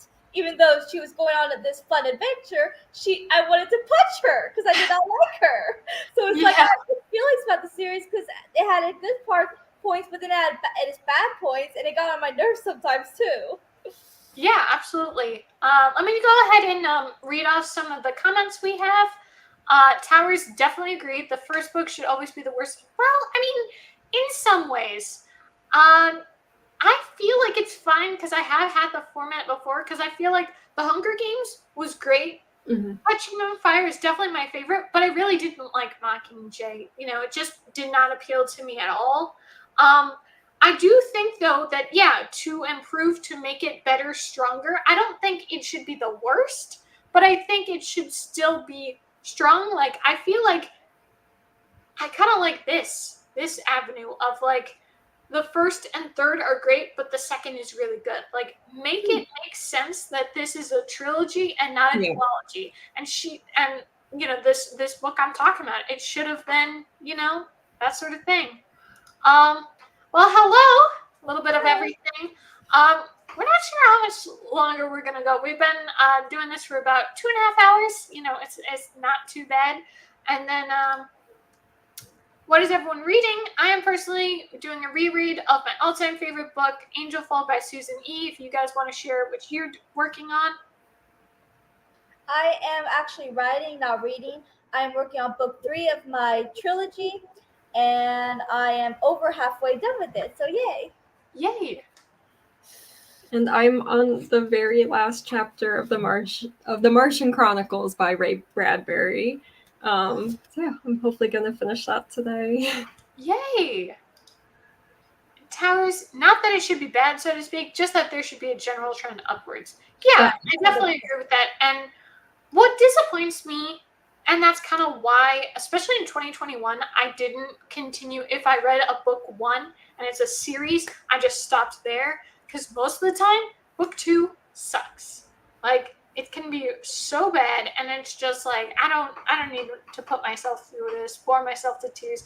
I did end up doing that for this one series that I read earlier this year, and the first book I actually enjoyed. I was surprised, but I did enjoy it. And then I read book 2, and I looked at the reviews, and people were like, "Oh, this is a filler book, so you kind of gotta slug through it to get to book 3." And I did that. I did end up fully finishing book 2. It was absolutely awful. And then, as it turns out, I didn't want to read book 3. It's just like, no, like, all the bad decisions this person made, the author made in book 2, that's what book 3 was going to be about. And it's like, yeah, I don't need to do that. And the reviews kind of told me what was going to continue happening. And it's like, I don't need that. No. Mm-mm. Yeah, like what Towers was saying, like you guys know, my all-time favorite book series tied with Harry Potter is Seekers. I love Seekers, and there's 12 books, and I still love the first book. Obviously, I read past it, and every time I reread it, I still enjoy myself while reading it. But it's definitely the worst book in the series because it's each book isn't that long. It's only like 300-ish pages each, and um, you have like 3 main characters, Kalik, Toklo, and Lusa, and then each one of them are on their own journeys. And since they all have their own POV chapters, you are trying to see what their lives were like and how their lives were destroyed and uprooted to get them to where they end up getting to, where they meet. And then by the end of, in the middle of the book, Toklo meets Udrak, who becomes the main character later on, and Lusa doesn't meet the two of them until the end of book 2, and then Kalik doesn't even meet them until closer to the end of book 2. So after book 2 is when it really gets good because now all the main characters are together on this journey, and that's when it gets really, really good. And I definitely think, even though I still love book 1, it's still the worst out of all of them because they were all by themselves and stuff, and it just took a while for them all to meet and for the journey and stuff. Yeah, I was trying to think as you were talking, oh, what is the last series I read that I genuinely really liked? Because I kind of struggle to read series because of this effect that I will love book 1, I'll start book 2, and I'm like, yeah. But I can't find my copy. That's what I'm looking for while I'm looking past my camera. Is the trilogy by Charlie Jane Anders called Victories Greater Than Death. I love her work. I love her adult fiction. This is her first young adult series that she did, and book 1 wasn't that great in my opinion. I really wasn't with it, but because I like her other work, I was like, okay, I'll read book 2. I loved book 2. Read book 3 this year, I think, or late last year, and that was the best. It was genuinely one of my favorites. So that one definitely had okay, first one was here, second one was here, and third one was yeah, you totally nailed it. Oh, that's awesome. So that was the last time I read a series that actually progressively got better and really needed multiple books, because I think what didn't work about book one, similar to what you said about Seekers, is that it just spent the entire time trying to set up the story, introduce the characters to each other, that like it just everything kind of felt rushed in that one because of it. So yeah, it was too much. It spent too much time trying to set up the series, so it wasn't as good. I love series. I prefer series over standalones, and I think standalones are great. But I just like whenever there is more to it, so I don't have to say goodbye to the story and characters Mhm. yet, and I can keep reading and stuff. Which is also like I respect people who can write standalones because I have tried writing standalones. The Scooby-Doo retelling that I plan to write, like I outlined it, and then I'm like, might be too long to be a standalone. I might have to turn it into a duology because I don't think I am capable of writing standalones. I'm barely capable of writing those novellas that's only 100 pages because I always like have so many more of the ideas, and the only reason why I can do the novellas is because there's 10 of them, so there's plenty more room to make more. It's just each novella is 100 pages. But I prefer reading series because it's just so fun, and very few times do I read a series that actually goes downhill. And I think it's because for me, I know what I like. So I stay in my little bubble, and I typically usually enjoy what I read. Very few times do I not enjoy it, and I think it has to be really bad, or the character's just getting on my nerves, or something for me to actually not enjoy myself. Because as long as I'm actually enjoying myself and enjoying the characters and the relationships and the plot, I'm usually enjoying myself, and then I'm like, okay, it's a 4 or 5 star read, and that's why very few times do I rate it below 4 or 5. Every so often there'll be a 3, but then very, very rarely do I rate anything below a 3. Mm-hmm. Yeah. With this whole thing of like, when's the last time you maybe fully read a series? As it turns out, not so far this year. I have like enjoyed a first book from an author, and it doesn't even have to be in the series because there were a couple of I can't find it. I'm on the wrong thing. Hold on. There was this sweet little because I read a couple of these kiddish graphic novels. There was this really good book called Allergic. It's like, yeah, it's by Megan Wagner Lloyd. It was really sweet and really good. And so I was like, oh, I want to read another of this team up because it's like the author and the illustrator. And as it turns out, her other book, not good at all, which was too bad because I really wanted to like it. But just seeing like some of these that like you enjoyed enough, you want to see like maybe this author has other stuff. Like the other book I rated, what was it? 5 stars this year was this book called I Hope This Doesn't Find You. It's like this young adult contemporary book, and it was like really, really good. And she's got this other book that's like really popular. I can't remember what it's called. But it's one of those where it's like, I don't know, was it time travel-y, or like she has this ability to like know things in people's heads or something? Like, it does sound like a good concept, but at the same time, it's like, well, what if it's not good? Like, I think she did really good with this first book, but I've kind of been burned by some of these stories where it's like, no, you did a good job once, and it's kind of a fluke. Otherwise, not so much interest. But going back to like an actual series that I did read, so back in 2023, I did read this Chicago Law series, and the second book was the strongest because it was more like standalone, but in a series. The second book was excellent, and that's actually the first book I read. Then I read the first book, and it was not great. And then the third book was definitely the worst one, but it was still kind of interesting to like read it all together and that sort of thing. And then the other series, the last series that I fully read, okay, technically I read a different series, but that was really bad. But the other one that I actually enjoyed was the Mindfuck series, which was like small books kind of put together.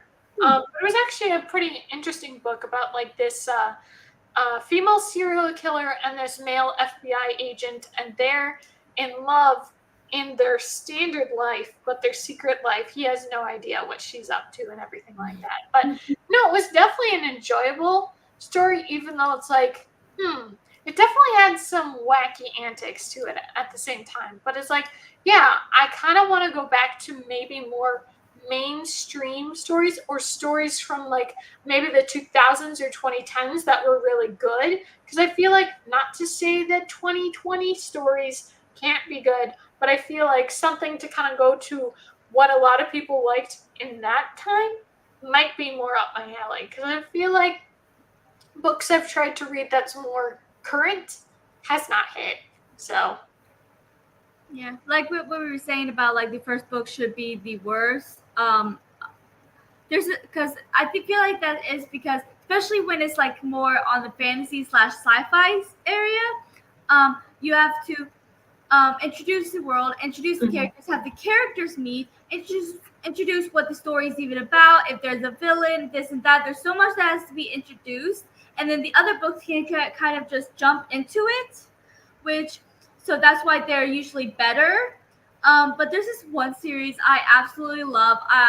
Once I get my books out of storage, I really want to reread it because it's so good. There's 6 books, and it's called The Secrets of the Immortal Nicholas Flamel. And yes, so fast paced, and you in the first few chapters they get attacked, and then it follows mostly Sophie and Josh, and they're twins. And so since it follows them, they it's kind of like with Harry Potter and Percy Jackson. You know, even though they're in this world, they're new to this world, even though they were supposed to be in it. So you're following them who don't know what this world is like, so you're discovering it with them. And so it's like that. You're discovering this world, this magic, these villains, these characters with Sophie and Josh. But instead of explaining so much at once, it explains things in segments. So so there's like moments where they're talking and it's explaining more stuff because everyone's trying to keep things away from Sophie and Josh, even though they're kind of at the center of it and deserve to know. And then, but then action will happen. So before they can even talk too long and figure out what's going on, more action happens. So it's kind of like a little bit talk, a little bit action, and it's really interesting and it's so fast paced and it makes it never boring. very cool, very cool.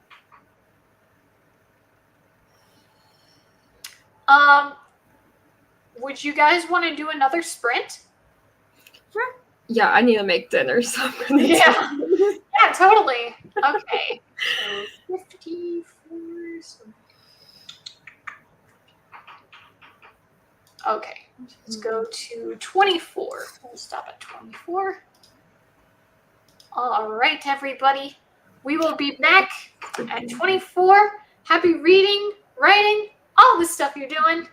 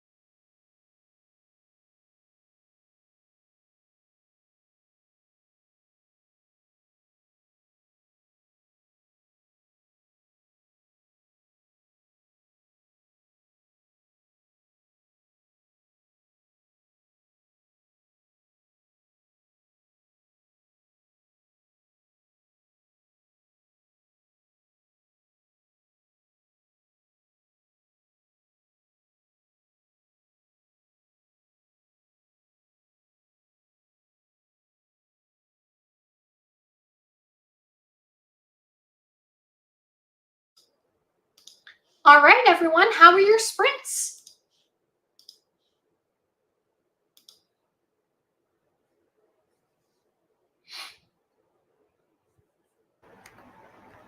Hey.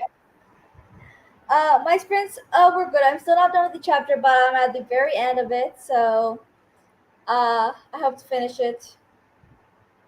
Kalista almost died because of Rain's banshee scream, so now they're talking while she's in the bed after just waking up.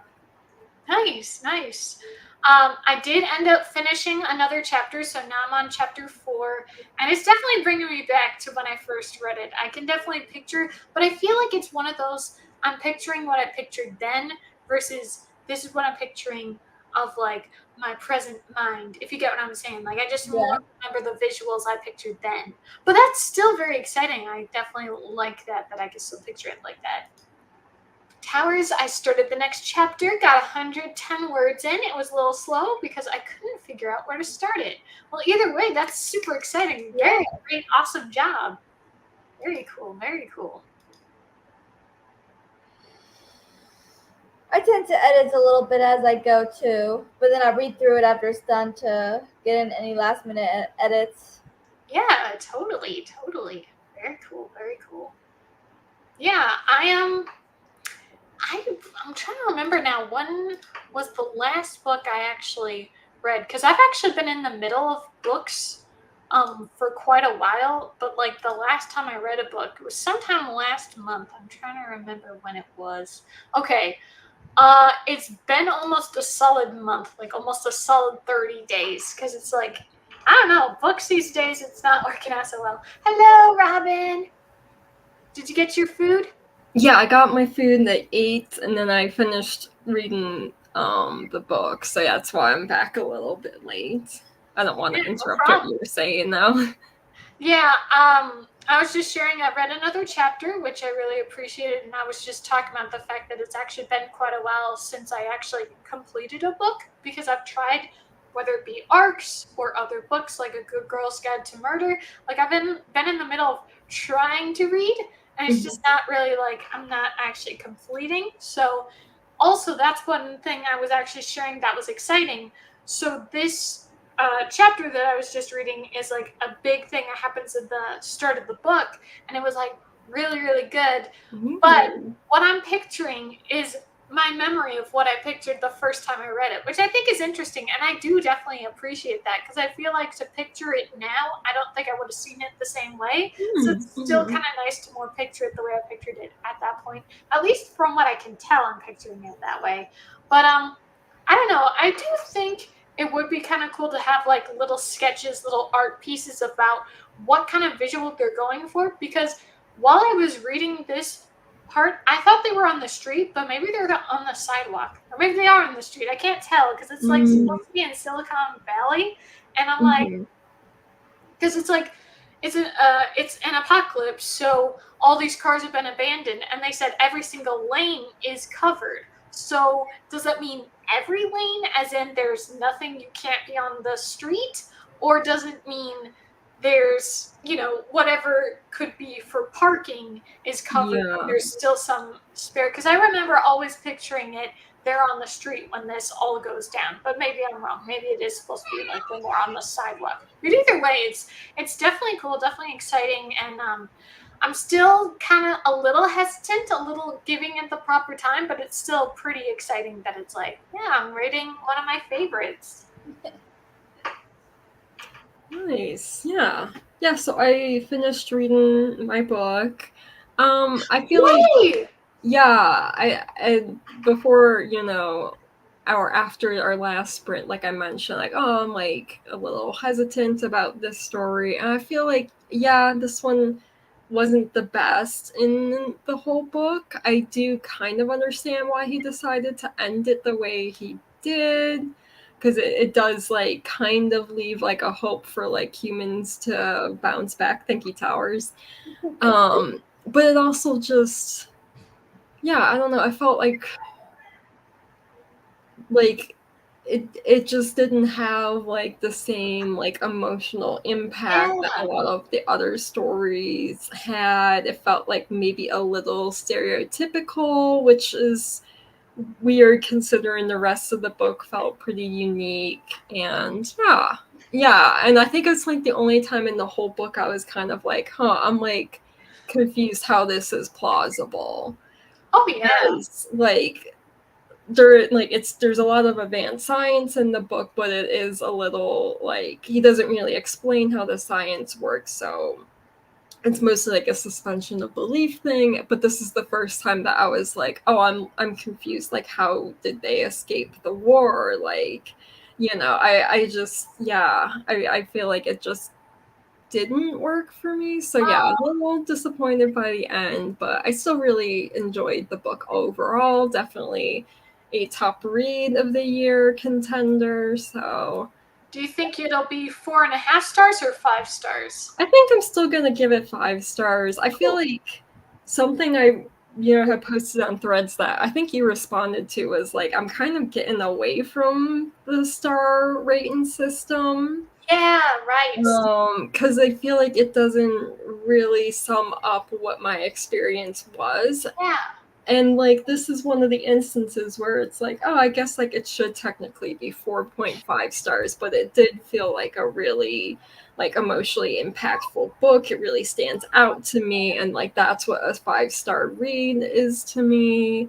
But yeah, I've barely rated like any of my reads these past few months because I kind of like hit a point of like, like how I feel like there's like a futility to it. There's also like I don't know how to rate things. Like the book I read before this was Anne Frank's Diary. Oh wow, okay. And obviously a very notorious book, very well received. I didn't love it. It didn't have like the same impact that this book had on me, but there's also like this great appreciation I have for it too. So I'm like, I don't know how to rate that. Also, it being a girl's diary too, and not like like a hard written book. Also makes it kind of weird for me to rate. So yeah, it's just I feel like I've encountered that so much these past few months. It's just like, like I don't know how to rate this, Yeah, no, a rating doesn't summarize how I felt about it, Yeah, totally. So just wanted to share Towers' new semester, and my options were talking about classes with the students or Serafina calling her parents. I chose the first option. Very cool, very cool. I like the name Serafina. That's really pretty. Yeah, it's definitely. Yeah, I like the name too. Serafina's a great character. She's so sarcastic and kind of one of those like accidentally troubled student. Like she's a good student, but like she just kind of finds trouble. Like trouble just follows her, so she always ends up in trouble, but by accident, and it's hilarious. She's over everything. Very cool, very cool. Well, I don't know. I mean, like I do appreciate that, like, to try to go and attempt to read, one of my favorite books. Like, I don't know, there's something, and maybe it's my own anxiety versus, or maybe other people feel the same way, but there's something about like, oh, I was so innocent back then, and like, life didn't tarnish me in this way and that way and whatever, and other anxieties that affect me now weren't then, and how can I look at it the same? And it's like, how about just try to have fun and enjoy yourself? Let's not worry about other things we're trying to escape the bad. Let's not put a negative connotation on this. I don't know if I'm making sense, but I'm just saying that it's like, gotta try there. Yeah. I get what you mean. Yeah, I feel like one of the books I think I read last month was I read The Diary of a Wimpy Kid. Love that one. Love that right? one. And I remember reading that I think when I was around the main character's age, so like middle school. And I remember really liking it. And so I read it again. Obviously, I'm no longer in middle school. I haven't been for over a decade now. But it kind of, I was able to enjoy it because one, it's just a fun book, and two, like it kind of, it made me like think about like, oh well, what was it like when I was in middle school? And then like I was kind of able to like connect with the main character because I was like, oh yeah, I could totally see that happening, or like that makes sense to a middle schooler, you know. So yeah, absolutely. Yeah. Yeah, I mean, I'm trying to think because I do actually catalog everything I watch because sometimes I talk about, sometimes I wrap up. They weren't the most popular videos on my movie channel, so I just kind of stopped it. But I might bring it back. But kind of what you were saying. Oh, was it? Who was doing the rewatch of Brooklyn Nine-Nine? Was it you, Joharra? Yeah. Okay. So I was we were also watching some Brooklyn Nine-Nine. Me and my family were this past year, but we've also been really getting into watching Parks and Recreation. We've been really watching that a lot, and it's nice, even though sometimes they definitely have a lot of misery, a lot of stress for themselves going on, a lot of shenanigans and whatever, but it's just nice to watch some of those things. And that's actually the reason why I started doing a rewatch of How I Met Your Mother. There's something just kind of nice about like watching a sitcom. Like I feel like, yeah, maybe it's not the most plot driven, maybe it's not the most stellar writing, but like there's a reason it's as popular as it is, and I feel like it is just kind of nice to watch these characters live their lives, and like maybe they have bad things happen to them or misfortune happen to them, but it still works out where they're all still in like this community together, that they're still, the main characters are still friends and everything. That's the one thing though, I don't know if you guys care about spoilers for Parks and Recreation on the off chance. I've seen it all. Yeah. Okay, just making sure. But the fact that like Ron and Leslie, are estranged for a duration of time in the final season, and it's like, get real. This is a 10-year friendship. Like, they're gonna do what they're gonna do, but it's like miscommunication. I just, not to say there can be good uses of the miscommunication trope, but it can definitely be overused and done really poorly. And I'm still a little bit like, especially in comparison to the rest of the show, not to say that the last season is bad, but it's different. Mm-hmm. And I definitely prefer many aspects of the other seasons, So it's like, but it's still fun. It's definitely fun to get into and everything like that. And with what you were saying earlier, Robin, that you want to watch Deadpool and Wolverine, I did end up going to see it opening weekend, and I still, like, I have so many notes on it. Like I on my notes app, I have a whole list of things I'm going to talk about. I just have to make it happen. It's been a crazy week. I left my toxic job. I've been very exhausted, very stressed. So, but I think I'm kind of getting into more of a chill vibe. So I think tomorrow it's going to happen. But no, I definitely hope you enjoy it. I definitely hope you enjoy that movie. No spoilers or anything, but like, there's like cameos in the movie, right? Yeah. Oh yeah. Yeah. So one of the cameos in the movie, I've never watched their movies before, and so I'm kind of like, wait, maybe I'll watch it. So it is at the library, so I'm gonna put a hold on that, and then I'm gonna watch those. So I think it's just kind of cool to, even if like people's opinions on like the whole what Marvel characters were owned by who and whatever else, and then now Disney has it all, and now they can do whatever. It is kind of interesting to look back on maybe something I haven't watched before from like 20 years ago. So, that's definitely going to be interesting to give a try, and I hope I enjoy it.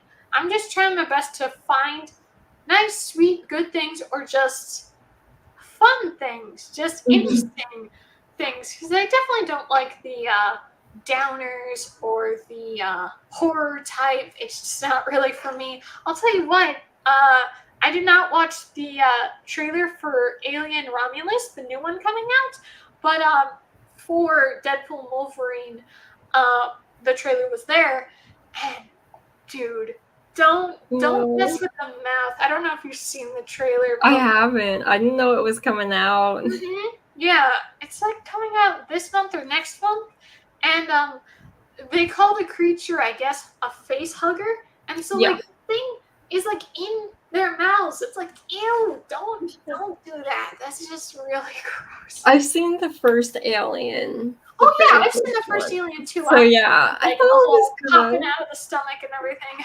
Yeah, but definitely a little gruesome and gross. Mm-hmm.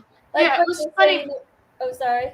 Oh, I was just gonna finish. It was funny because my dad and I watched it together. I was like 14, and he's like, "I just want you to know, so that you could prepare yourselves." Because he was talking about how horrified people were by it, because they'd never seen something like that before when it came out.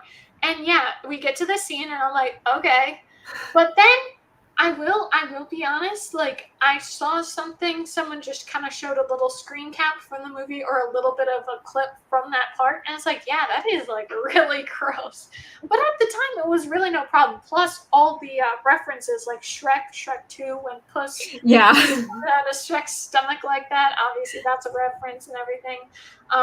But like, I don't know, something gross, it doesn't work for me. Like, I just like nice, sometimes intense. Like, intense can be good, but it's like, if it's really gruesome and revolting, nope, I don't agree with that. Yeah, like, one of the things is that one of the people in the Alien Romulus trailer can feel something here, and so they shine a light, and clearly there's one in there, and that it's just gonna burst out of their chest. It's like, oh no.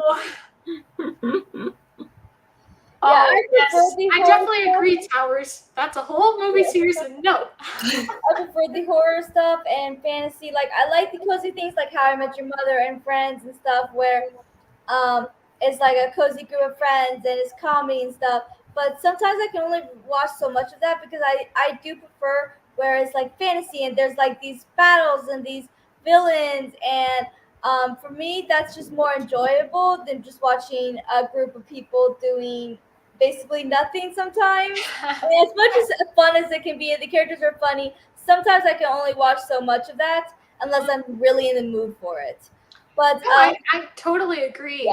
Yeah. But what you were saying about Parks and Recreation with the two characters being estranged in the last season, I hate when they do that, especially in the last season, because it's like you like their friendship and then it's the last season, so you're not seeing their friendship. It's like one thing that I hate in Friends is that Ross and Rachel have been obviously have feelings for each other since the very beginning. Then they only actually date for a season.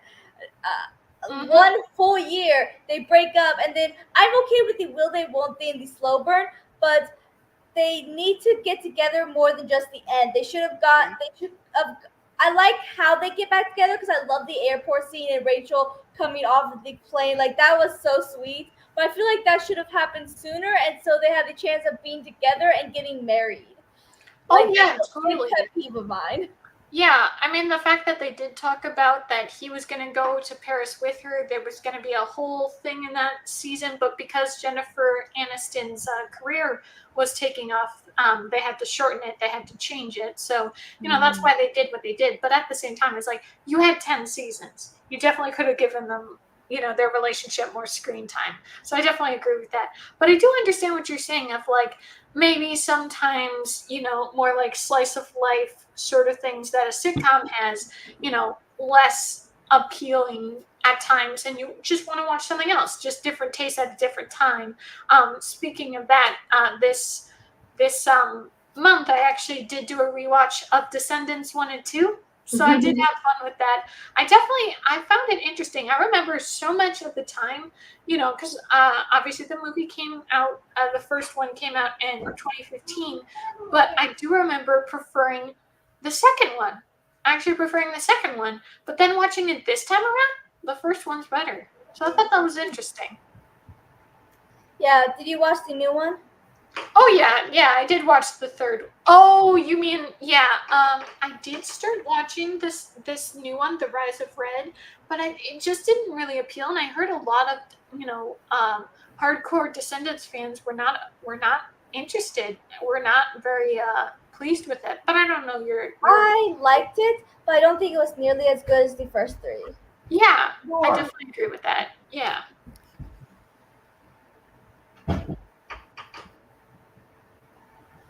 Well, this has been fun, but I have to go. Yeah, totally understand that.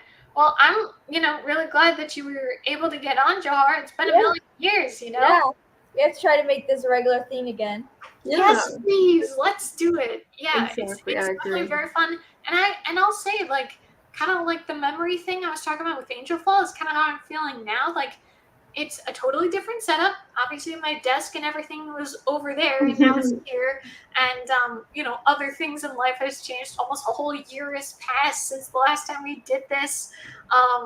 But it's like I'm getting those vibes again and hanging with you guys. Always very fun. Yeah. Yeah, I think I'm also going to sign off. Yeah, I mean it's getting pretty late for us. It's 10:05. Yeah. Yeah. Plus, we've been here for 3 hours and 35 minutes. That's a really good time. Also, like, I need to figure out what I'm gonna read next, and that is too much pressure for me to do. Oh yeah, totally. Well, But I yes. definitely want to hear more from your guys' channels. If Robin, you stick around more on the channel, I mean, it's definitely up to you. I will say though, I didn't get a chance to say this before. I was thinking of emailing you, but then it's like I can say it now. I am kind of considering deleting Instagram. It hasn't been very fulfilling. Plus all these little short videos. It's just always like, oh, this is so trashy. Why am I wasting my time? So it is something I'm considering, but also I don't want to lose touch, Yeah. We gotta figure out a good way for all of us to. You should try Yeah. to get Blue Sky because that's how Robin and I were talking. Okay. Yeah, Yes. that's definitely something to that I can look into. I haven't heard of it, but I will definitely check it out.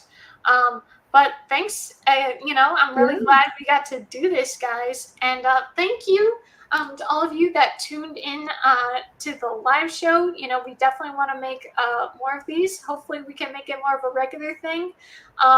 But videos are coming for the book channel. Like I'm not just doing videos for the movie channel. I do have a reading wrap up that is coming up. I might even film it and post it the day after tomorrow. So that's definitely a plan.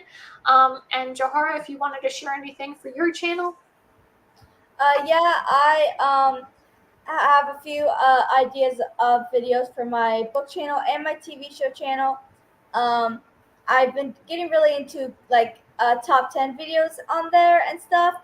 So that's been fun. And my book channel, I have a couple. I guess kind of like top 10 videos too. It's kind of like top 10 like queer books I really like and stuff like that. So I'm very excited to make those. Oh, very exciting, very exciting. I just remembered one thing since we were talking about YouTube channels. A very exciting thing that happened this month is I actually surpassed 10,000 views for the first time on a single video. My number one video on my movie channel, my funny Knight Rider shorts, it finally did it. It's at 10.1K views right now, so it's very exciting. So I'm going to do some Knight Rider related videos as like a thank you to everyone, and it's just very exciting. And I'm hoping to continue making movie reviews, and I also have like this video idea of Vines as movie lines that's still in progress, so I'm very excited about that. That's amazing. I have 632 subscribers on my TV channel now. Yay! Yeah, so I'm doing great on subscribers. Still trying to get more watch hours so that I can get monetized, but I'm doing really great on subscribers. Yeah, that's totally awesome. That's very exciting. Well, I guess it's about 10:50, guys. thanks again for tuning in. Thanks again, guys, for being here. And, I look forward to talking more at a different time and, hopefully great reads and whatever else. Thanks, everyone. Yeah. Have a good night. Bye.